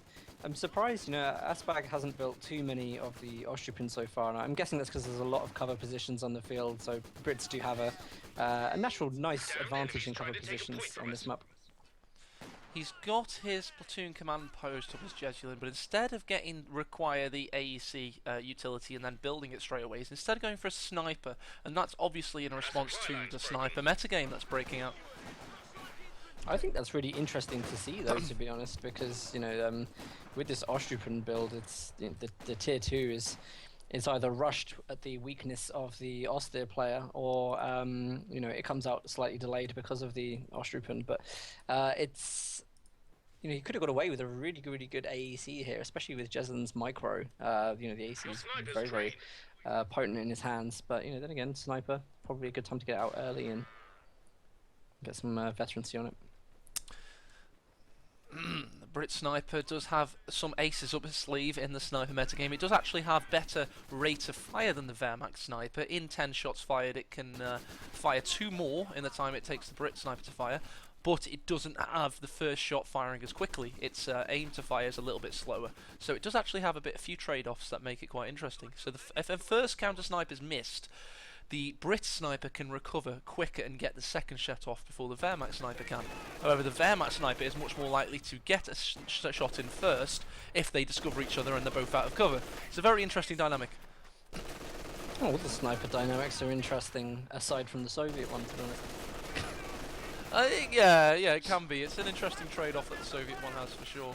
Ostrupin obviously only requiring, I think it's 16 manpower to reinforce. Not going to be a great sniper target, so he's going to keep his sniper on hold fire for the meantime. Might get revealed there if he doesn't get into cover quickly. Fortunately, he does find that. Yeah, I mean, again, we're talking about this build from Jesulin. It's pretty standard at the moment. Just going to tech out the tech. The AEC is being teched at the moment, so we will be seeing that on the field very, very shortly. That looked like it should have given Jesulin some time to build tier 2, but he hasn't really at all. And I wonder if he's just going to try and rely on taking down the AEC with Fausts at this rate. It's very, you know, obviously he hasn't got any other doctrine that provides him with early light armor, so it's a bit of a gamble. In fact, what Jesulin's building right now completely counters anything that ASSBAG has on the field. ASSBAG has gone for, of course, the Ostrupin doctrine, which will give him trenches and railway artillery in the late game, so it's not actually going to be that good if he doesn't manage to batter Jesulin in the early to mid game. The AEC will put a bit of a stop to that.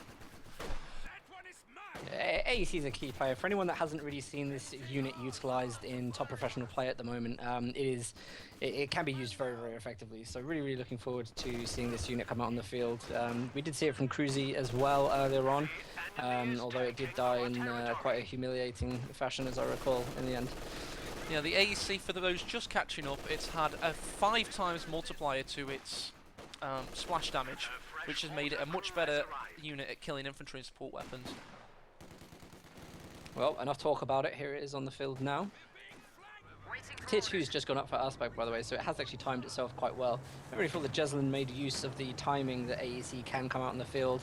Don't know if Sniper really was as necessary as Jesulin prioritized it, considering it has no kills at the moment.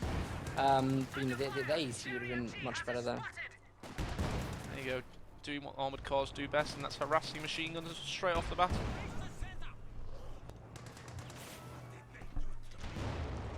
Oh, he attacked ground on the mine there. There wasn't a mine there, by the way, Dan. But he didn't care. He attacked ground because that is one of the most mined areas in Company Heroes history. So great Yeah, little doing the right thing, just checking to make sure. destroying it if it was there. It was very, very nice to see.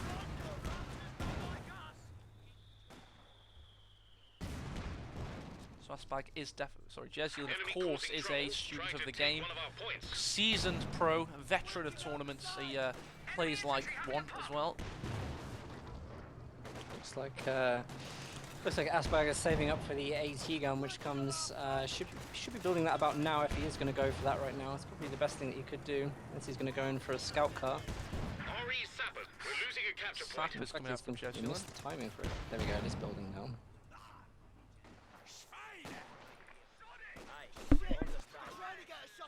So Jesulin has his sniper on hold fire still, and there's a school of thought in Company Heroes that you should probably go for, start getting kills. If you've had it on hold fire and you've not got a counter snipe for a while, you need to start plugging away sooner rather than later. Possibly. I mean, the sniper, the Oster sniper has 11 kills now, 8 minutes into the game. British sniper has 0, so you have to be considering whether you're getting the best use out of it. You know, the Oster sniper has been held back by the AEC. So now's a better time as ever. However, the snipers well within range of each other at the moment. So one mistake from ASSBAG, who has been using the sniper a lot, a lot more frequently, would spell the end for that. AEC getting the kill on retreat finally. Snipers still on hold fire, as Dan rightly mentioned.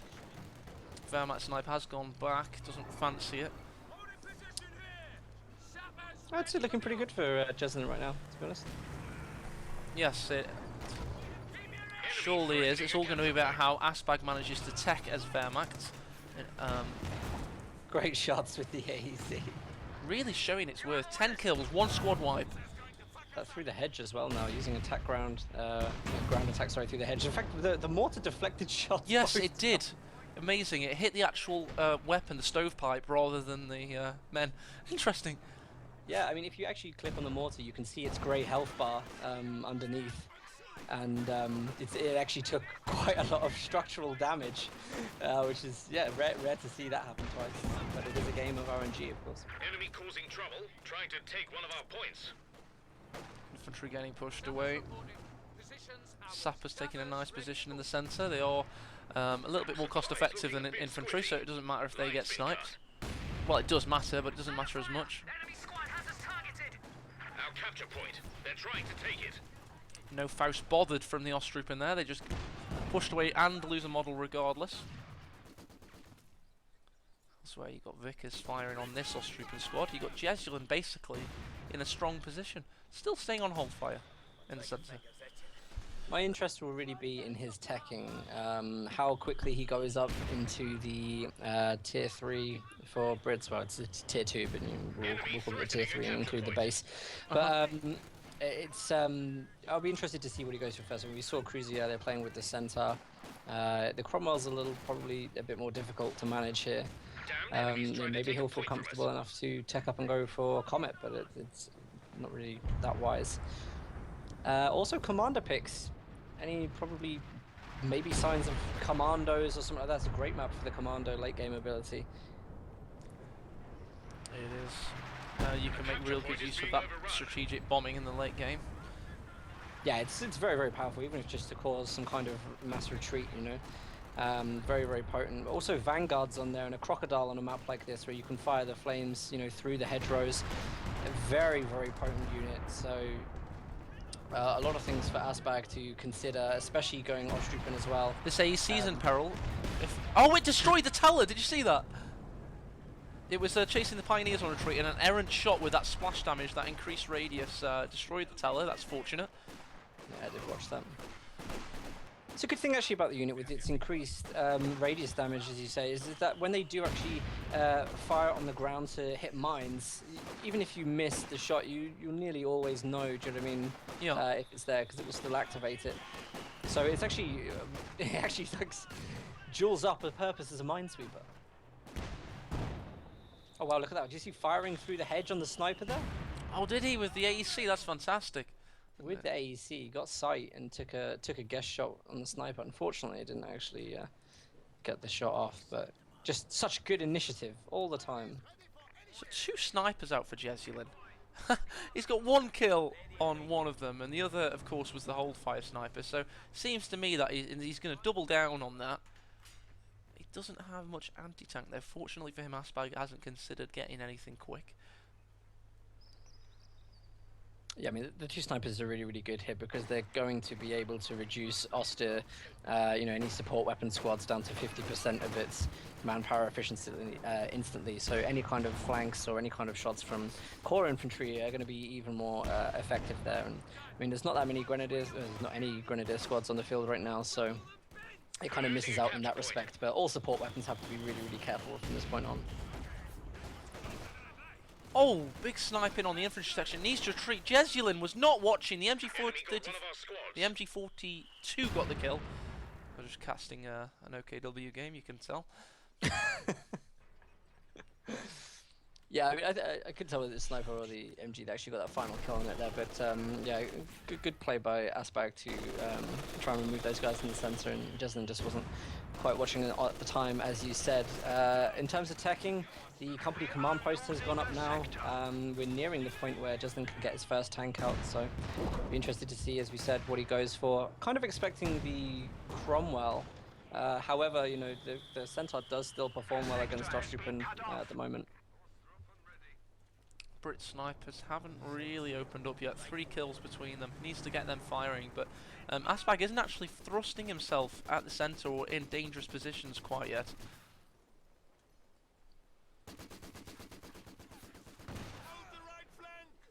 There you go, finally opening up on a Pioneer.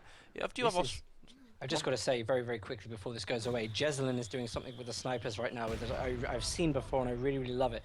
What he's got is he's got a sniper in green cover, and then he keeps coming in with the other sniper, taking a shot and walking back visibly with the second sniper. And what that means is that any other sniper may be fooled into coming a bit closer whilst the other one's running away to take a new cover position. And if that does, then, you know, Jesulin's fooled him into seeing it, because as far as I know, the second sniper hasn't been revealed yet. No. So it's a really, really good psychological jab to ASSBAG there. Very good. It's like an anglerfish. He's got one as the lure and one as the gaping mouth ready for the little fishy to swim into it. That's just to help any children watching, you know. Maybe they needed an analogy from the animal kingdom to help them. Good job I'm not a father. Ostrupen pushed away. Oh, the sniper that was the anglerfish's gaping mouth got pushed away. Found out by the radius there. Yeah, Jesulin's playing really, ASSBAG's playing really, really well at the moment. Really, really well. He used the sniper to get artillery fire down on that position there, but he has been pushed off the center area. Sniper's in a great position to counterfire in all the open ground here, and it looks like Jesulin's sniper has just walked into the radius. Line of sight is all that's needed now.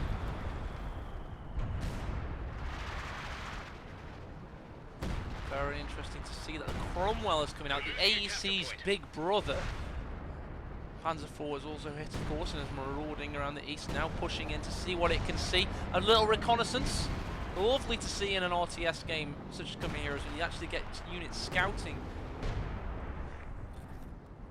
Obviously a feature of StarCraft more prominently, but it's great to see it in Coming Heroes as well. Oh, Jesulin's sniper just revealed before it got into the green cover, and if ASSBAG was watching, he will know exactly where that is standing right now. The mortar's in position. Mortar could start firing on that hay bale there, and if it gets it off, ASSBAG has... here you go, it's firing now. I don't know if it's actually going in that spot or not. Doesn't look like it, but that just revealed that could have been difficult. Vanguard's been picked for Jesulin, by the way. Air landing officers coming up right now. Where it's going to land, can you tell yet, Dan? No, it's very difficult to tell with this where it's going to land. That's one of the good things about it. Panzer IV in a compromised position. Air landing officer does hit near the base. Be a nice little forward reinforcement point. Cromwell's considering a push on this Panzer IV. There is a Pack 40 watching over it though. It does get a shot on the AEC. The AEC needs to watch out, Dan. Yeah, I think that... Oh, that went lucky not to go down actually there. Yeah, the smoke was very delayed. The smoke grenade from the hatch. Look how close the sniper is to being revealed from the Ostrupen. Bloody blind. That really is crazy. You can tell as well. I think ASSBAG knows where... Oh, this could be a counter snipe though. Sniper just took a shot. Jesulin's got it. Oh, headshot. MLG Pro, that's going straight on his YouTube montage, Dan. That's really, really good, and that means that Jesulin can start utilizing his own snipers now to get some massive kills. With the protection of the Cromwell, he's going to have absolutely no problem whatsoever eating into the manpower of ASSBAG now. So losing that sniper, that was really keeping Jesulin's snipers at bay, and some patient play by Jesulin. It's going to be pretty heavily rewarded now after that. Did try an attack round through the garrison there to kill the Cromwell, wasn't able to do it with a Pack 40, and you sense that that's what ASSBAG needs. He needs a big kill of his own. He's lost his sniper. Got an MG building, interesting. Probably a third MG in total. Yeah, I don't really see the logic in that, to be honest. These snipers are going to cause massive problems for him now. The Cromwell's there, only one AT gun. And the AC made it out alive as well. A good flank here right now could pretty much end this. There's 2 units that can snare and a Panzer IV. Decent flank on the AT gun, protection of, Vet 1 sniper is going to be able to stun the Panzer IV anyway. So Jesulin has the micro to be able to pull this off. So it's a big worry for ASSBAG. He does. He could make a big all-in push. He also has the confidence of knowing he's already a game in the lead. So that will allow him to make riskier plays, all-in pushes, and gambles, all the while knowing that he's already winning this series. Albeit with 44 victory points. Big shots on the MG from the boys' anti-tank rifles. Destroying the Vet 2 squad almost. One more shot, there you go. They are acting unimpeded from sniper fire. Cromwell tank comes in. Ready to push away the Ostrupen at a moment's notice. Snipers are really starting to light up now. You can see 7 kills and 8 kills respectively together. So, as I say, killing that sniper from ASSBAG has just allowed them to really start to get into this game more. And we're going to see, hopefully, that it's going to be a little bit later than we normally see in the mid-game, but hopefully we see this huge manpower hit now to ASSBAG. You'll notice that Jesulin is building a 6-pounder, which indicates to me, oh god, sniper in a compromised position, does retreat. Indicates to me that Jesulin may be going for the Crocodile as his next vehicle, if he's getting an anti-tank to tide him over in the meantime. Yeah, I mean, he hasn't teched up either Anvil Tactics or Hammer, so no real chance of the other late games coming in. I mean, the Crocodile, as good as it is, he may find that he benefits more from a Firefly, if I'm honest. Firefly is a very sensible choice, in helping to deal with any kind of late game armor. He's got the snipers, he can deal with the infantry in that respect. They're actually very good against whatever build ASSBAG has at the moment, so I think he'll stick with that. Going for the Crocodile is a little bit overkill on the infantry. He really needs something just to make sure that he can handle tank play whilst he continues to eat away at ASSBAG's core infantry force. It is funny, we keep saying the word ASSBAG as though it's just a word, That's a normal thing to say. It's definitely not a normal thing to say. That's why Relic censored it for their stream of the Reddit finals. So yeah, ASSBAG's going to have enough fuel to be thinking of things to do soon. But in the meantime, the Cromwell's found the Panzer IV out of position. The Pack 40 is watching over him, shepherding him away to safety. Snipers coming in on the MG in the center as well, by the way. It looks like there's a mortar that may be able to protect them, but it's currently firing on the air landing officer. Don't even know if that MG gun has time to get away. No, it doesn't. Walking straight into the mortar fire, though. Needs to be careful of that. Air landing officer is an expensive target. Territory is out of contact. It is, and it's not really replaceable while the other headquarters is on the field either, so replacement for commandos is very, very good. We really want to have them both together. God, these snipers are being an absolute menace now. Veterancy 2-on-1 with 12 kills. The other's got 10. It climbs so quickly between them.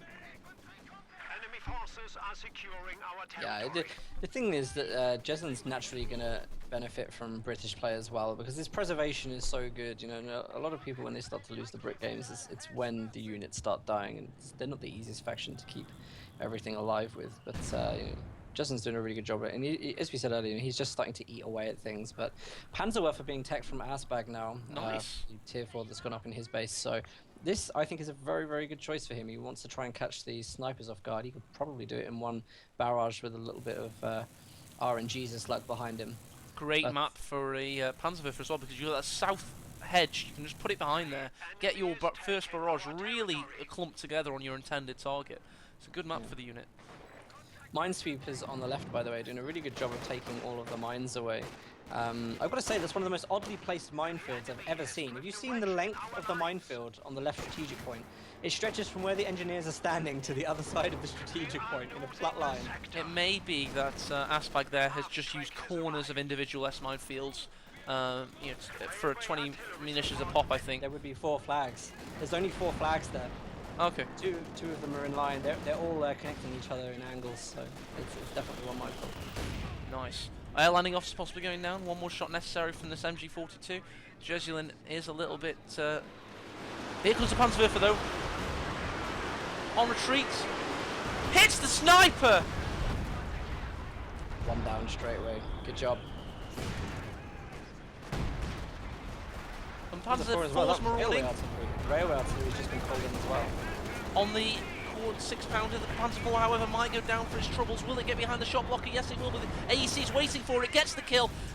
As the railway artillery hits, to no avail. So ASSBAG, unfortunately, there lost a tank. For no reason. AEC, what a beast. And at the same time that the railway artillery has come down, we're now getting the Hawker strafing support coming in here to deal with any of the infantry. Oh, nearly killed the Panzerwerfer. Do you know what I liked about the AEC down? It was just hiding behind the building like, hello, you thought you survived. Yeah, I mean, to get a last shot like that, I mean, fair enough with the rear armor, but, you know, the AEC, what a massive player in the game at the moment. It's rocking up 14 kills, 1 vehicle destroyed, 1 building destroyed, which is most likely cover, as we spoke before, but, you know, doing an absolutely massive job in this game right now. Very good job, indeed. AEC, just as you said it, pushed away an Ostroupen squad. Of course, these Hawker Typhoons do need a line of sight to fire. They're currently circling without any. I'll just show that for everybody. There you go. Yeah, it is important when you use these, you know, the off-map air abilities that you do give them some kind of sight range. And obviously, with the Brits, especially on this doctrine, you need to have something over there that can do that. Really, to be honest, that's one of the changes that Breaking Brad did, the relic balance dev. That was just such a simple thing. Oh yeah, the planes have to have line of sight from your ground forces to be able to fire, and it makes the game more about combined arms and good play. And that is like a quality of life change I really like, to be honest. But here comes a big push from Jesulin. He's feeling aggressive. He's found the pack. He's firing through the bushes. He's flanking the pack. He's got the Cromwell in support. He also has a second built Cromwell coming through the centre. There you go. In danger. Panzerwerfer more than likely going down when the Cromwell targets it. This could This be is going to game. be painful for ASSBAG. He was terribly out of position there. He could have spotted that one coming. Jesulin's picked a huge moment to make this play. ASSBAG surrendered. Oh, he surrendered. He had nothing on the field after that Panzer IV died. What a great win for Jesulin, showing just how mighty Brits can be thanks to the AEC. And mercifully, we're now in the semi-finals of the tournament, Dan. Should we try and catch a Love Nest Sprice game, do you think? Yeah, we could try and catch that game. There's some other ones going on as well. I just want to make sure, by the way, we do the raffle now. Yes, we didn't do that before you target that. I'll look through the hyped brackets up and such. last time. Yeah, sure. So I'll do that right now. Guys, you have maybe 30 seconds to type !raffle if you haven't already. That's going to put you into the draw for the prize here. So yeah, I mean, when we talk about mines, I just said a couple of people in chat now talking about mines now. There was a lot of mines used on the left-hand side. I think maybe he was planning Jesulin might do some kind of flank from there. So he did have a lot of them down, but he didn't have any in the key places that we would normally see them. You know, all those points where rushes could be made from the front. So anyway, guys, here is going to be the raffle winner for this quarterfinals draw. I'm going to draw it out right now. All right, the winner is Lord Bulbul. He is a follower of Account Eliminator, so that's fair game. Is he a follower of you, though, more importantly? It doesn't have to be a follower of me, I'm okay Oh, with that. okay, they'll go on then. We'll let you off. So yeah, winner, I'm going to keep announcing him because I think chat may have out-spammed the announcement. What was his Here we name? go. Sorry. We're getting the rigged things now as well. So there we go. Brackets go up there, by the way. And yes, the winner is Lord Bulbul.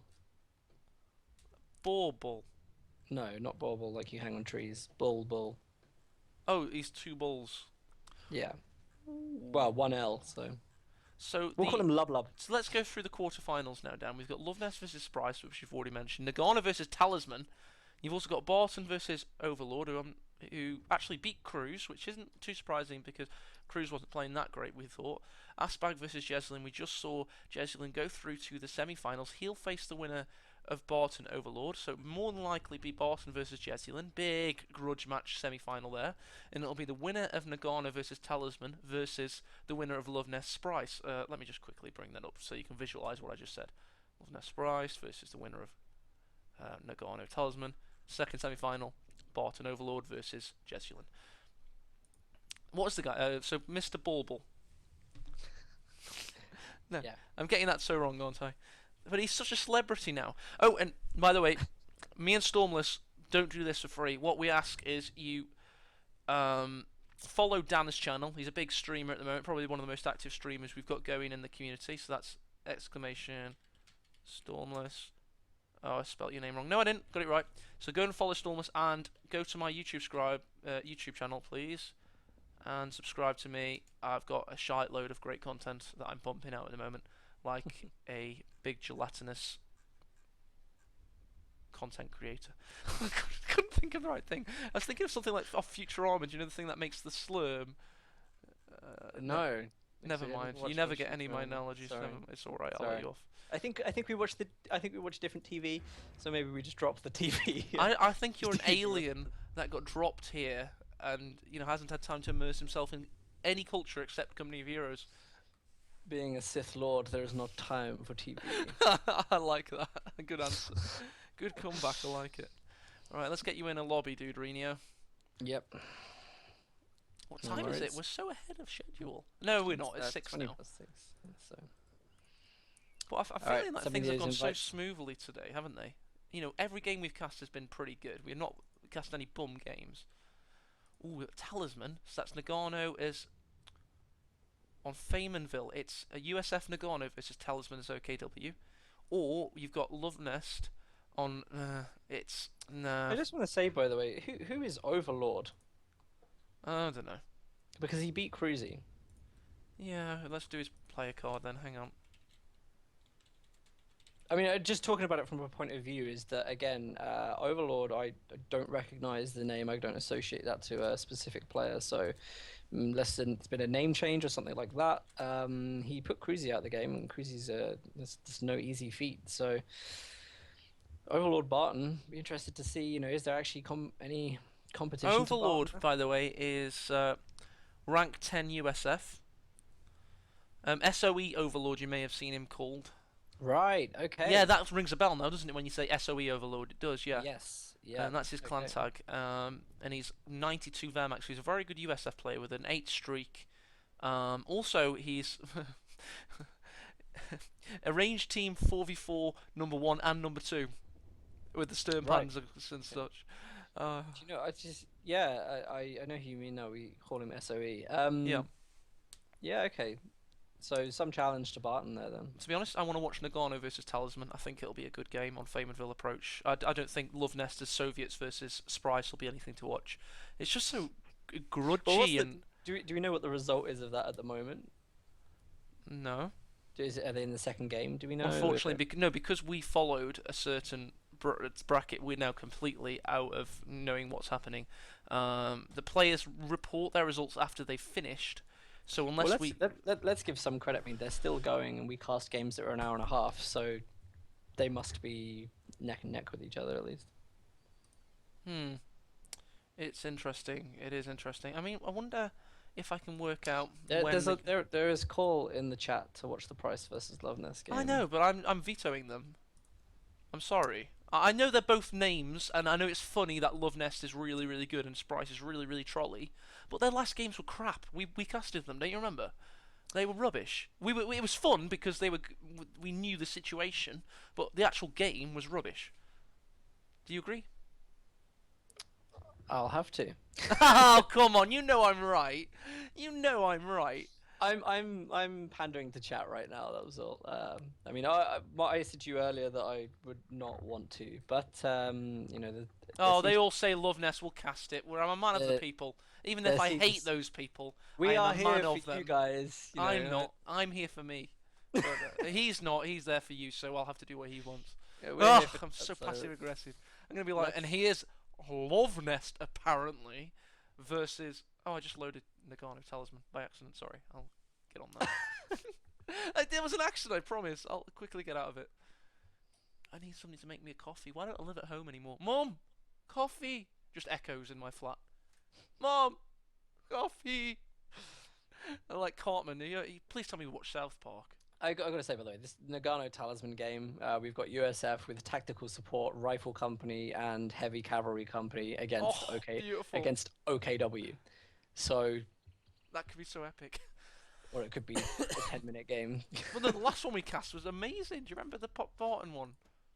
Okay, Yeah. we're doing Love Nest Bryce though. I'm not messing around.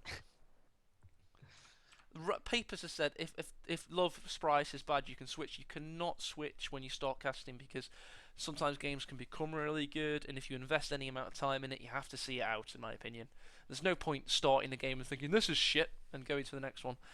It won't work. I think, by the way, that Helping Hands is coming back to England. That's why he's not playing in this tournament. Right, okay. Yeah, no, he is flying back. He said it was going to be a couple of days before he got set up and stuff. Because he's got to move his computer as well. Of course. Join party, please. No worries.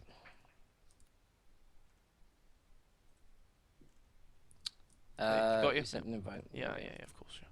One more, second one. There we go. Right, now, what I'm going to do is select his profile to make sure it is really Love Nest. It is really Love Nest. 2,400 hours on record. So we're going to go for that.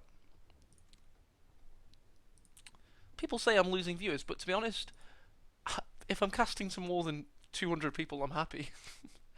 You know, it's a significant number of people watching, and we hit 1,000 last weekend.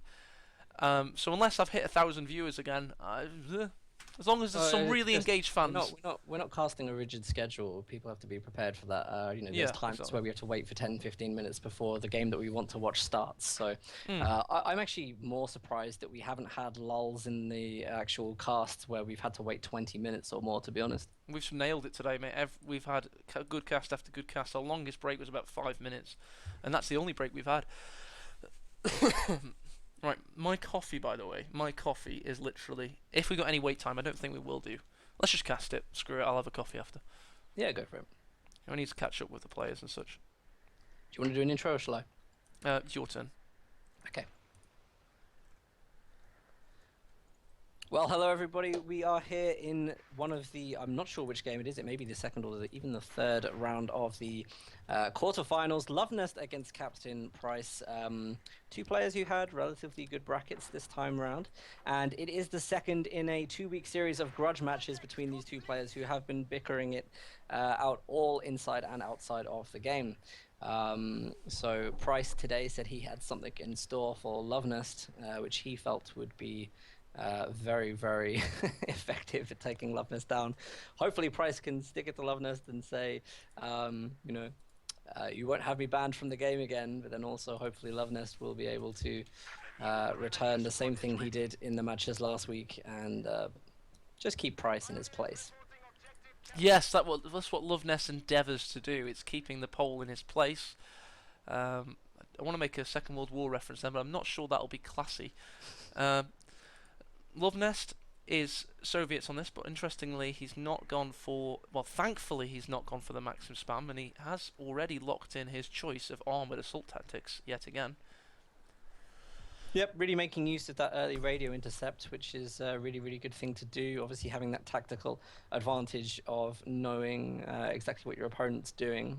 Usually, you see the armored assault come in against like something like Ostrupen, where you know if your opponent's got Ostrupen instantly thanks to radio intercept. But we're probably going to see that 4 conscript build. Someone said earlier, I think as well, you know, why is it always 4 conscript?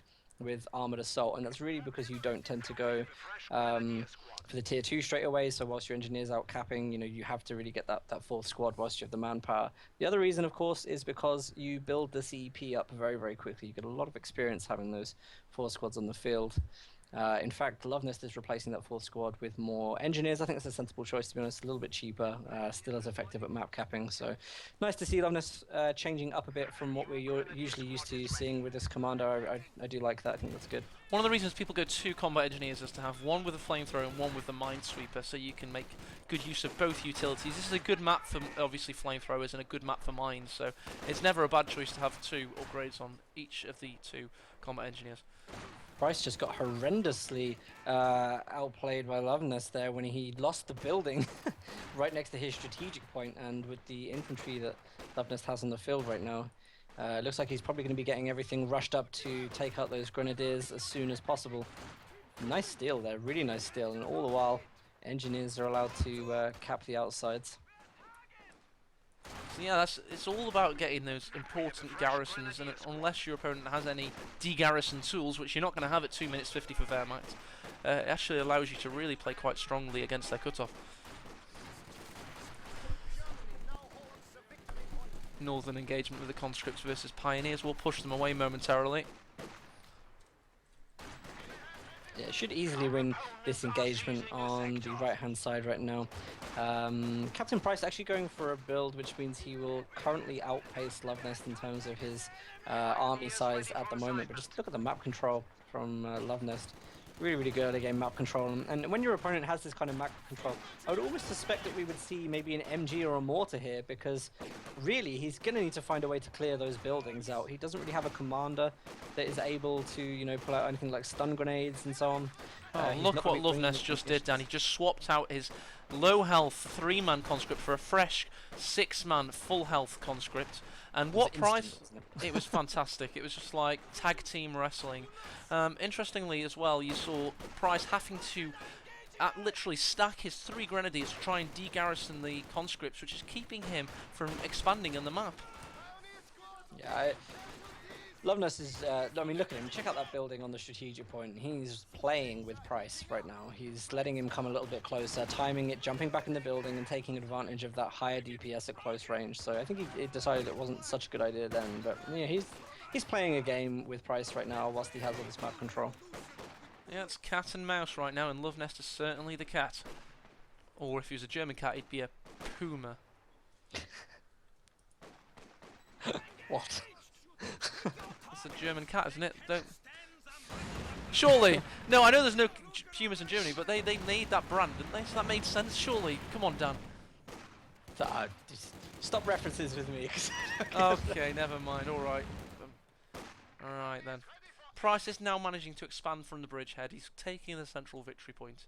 He's also managing to finally claim his own fuel after finally pushing away the combat engineers.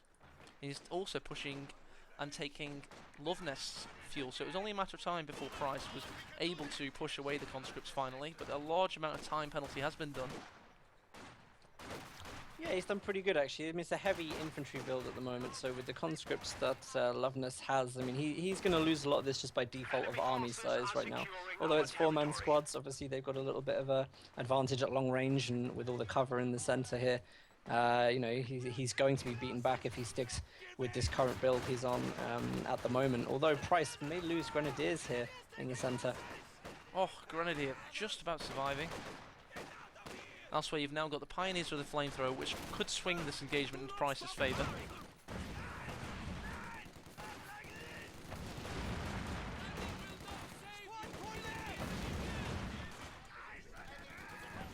Interesting. I mean, that was a really, really good start for Lovenest. I think he got caught out of position there because obviously, you know, as far as he was spread across the map and also up into Price's main strategic cutoff, you know, you just can't stand up to that kind of bulk of units there. He was always going to be pushed back, and he finds himself quite uncentered right now, whereas Price has just dominated the area where he was standing previously.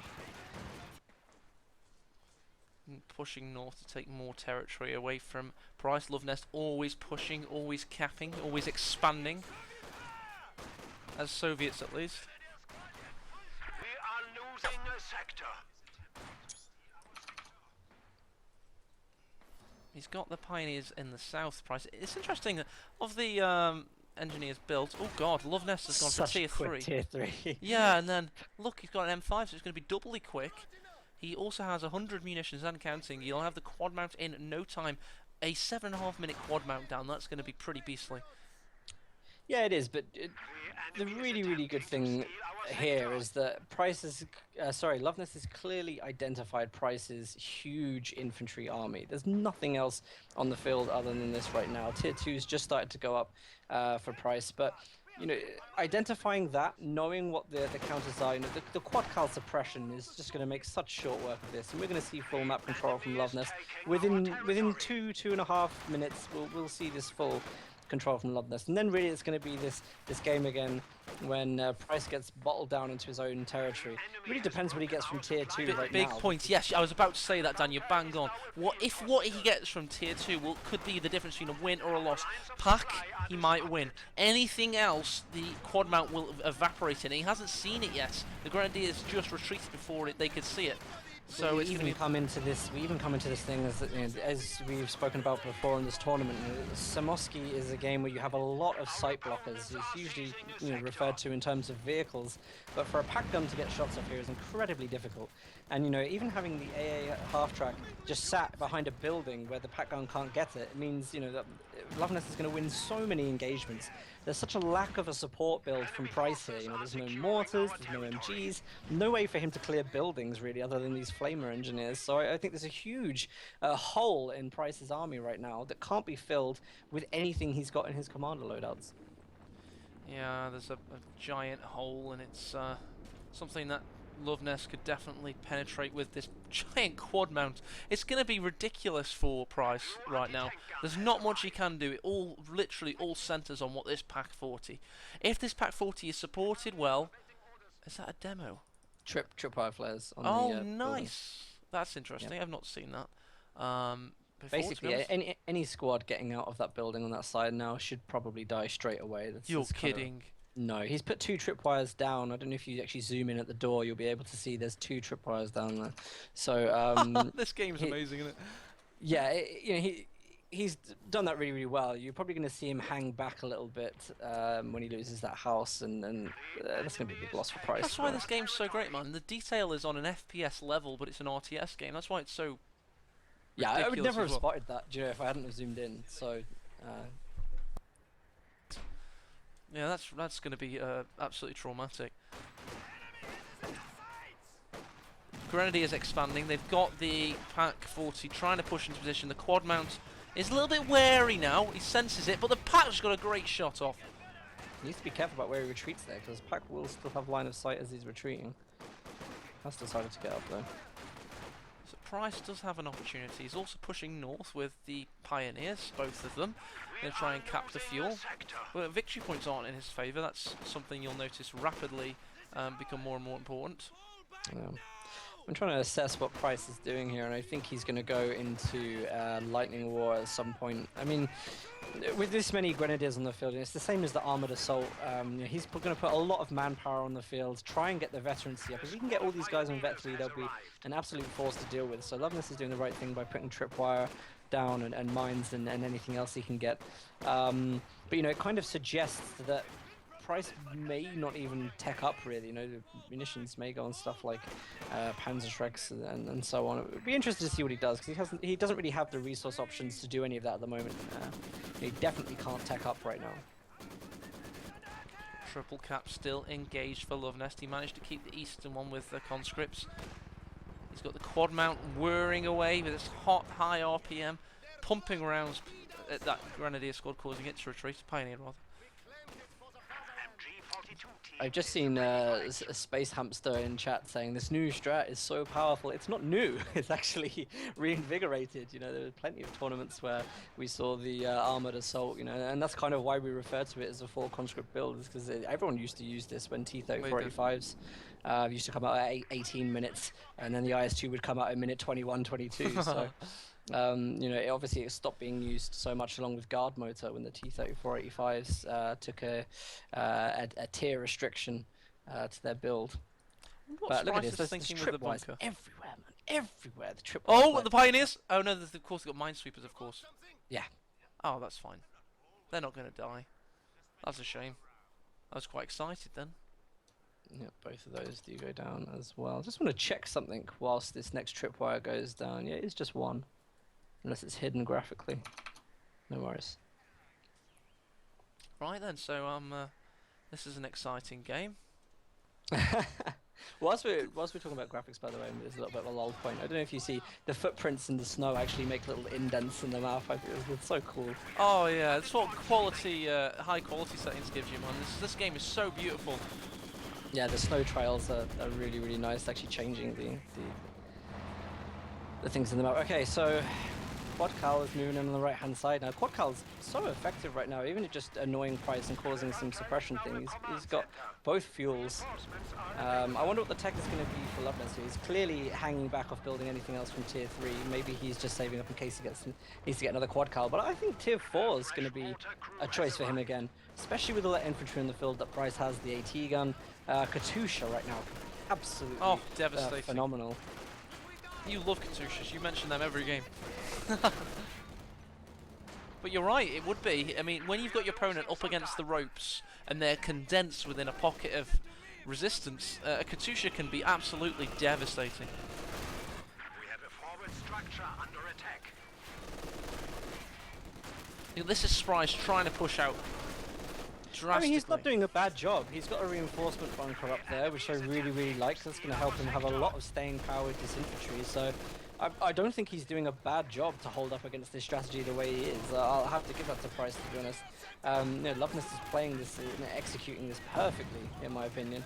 So, you know, the reinforced bunker is very, very nice there. We'd still like to see some more support weapons, but we've got the mortar out now and an MG. Seizing a sector. Flare goes off on the grenades and stealth kills 2 models, pushes them away. And now you're going to have a mortar metagame because the Soviet mortar is a very dangerous unit right now. It can really stop Price in his tracks in terms of manpower. So the Wehrmacht mortar is going to have to push him away.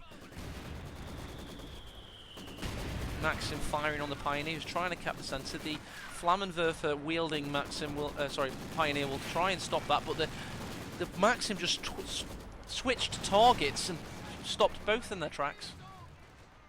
Yeah, it's really, really good. That in support of the Quad Cal as well is putting heavy suppression on there. I mean, it's really good so far. The support weapons are going to be really good for Price now, especially with that heavy infantry build. But really, I mean, here you go, mechanized tier 4 up for Loveness, but he looks like he's holding back off of building the Katusha for the moment. Don't know why that isn't on instant build, to be honest, especially with the reinforcement thing there. You know, using the Katusha, forcing them off of that point can be very, very beneficial. Maybe even allow him to get in there and blow it up. It's quite strong though. He's got the T-3485 on the brew. Wow. I was not expecting to see the T-3485 out at the moment. Considering, you know, Price has no fuel, you would have thought, given the fuel game right now, there's no way Price would have been able to tech up and get a Panzer IV out at this time. Look at that flare. That was really good. 2 models killed again. They're averaging 2 models per flare right now. For the ones that actually do anything. Yeah, I mean, it's so effective. And Price is going to be getting really annoyed with tripwire flares. Do you know what's funny to me? In Coming Heroes 2, people used to talk about flares on the forums saying they're so useless, why are they the veteran ability? But it just takes great players showing us why they are there, and, you know, that they should be used to make this game a lot more strategically enriched and deep. Quad Cal has the instant overdrive there. I wonder if we'll get away with that. Does shot ricochets against the side of the church there, and the Quad Cal is still very much with us. Only 2 kills, but it's more been about what it has done in pushing units off the field and keeping Price contained, not necessarily about kills. We are down to 200 points. T-3485 will be a potent unit. The PaK-40 will put a shell in its stops there.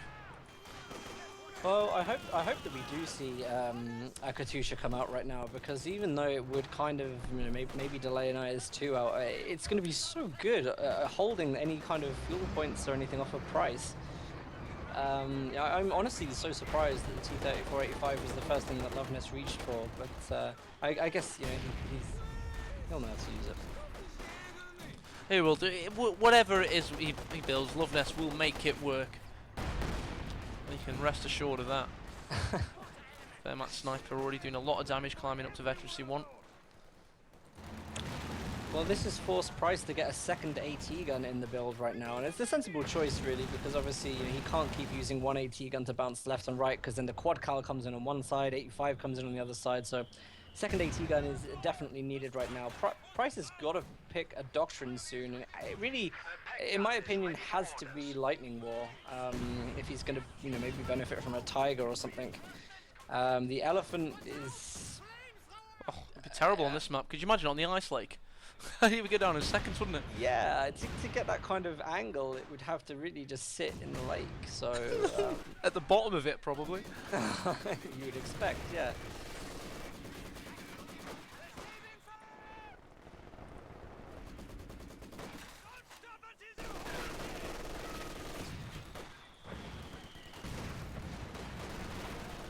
Pioneer pushing in. This is a very valuable Pioneer indeed. Pushes away the Maxim, and this is Sprice currently has the central victory point. He's trying his hardest to try and get the eastern or the southern one, whichever you want to call it. But I've just got to say, I just saw Price use a rifle nade on the right-hand side VP when there was nothing there. I mean, he's checking for mines with rifle nades. That's how desperate it's got right now. Oh God! He's spending every little ounce of munitions that he has on now rifle nading bits of ground to try and stop his units from dying. I mean, He does have the Minesweeper right next there, though. So did he do that? Did he see a flare, perhaps? Was he trying to detonate the flare? I don't know, but it was strange, whatever it was. Could have been a misclick.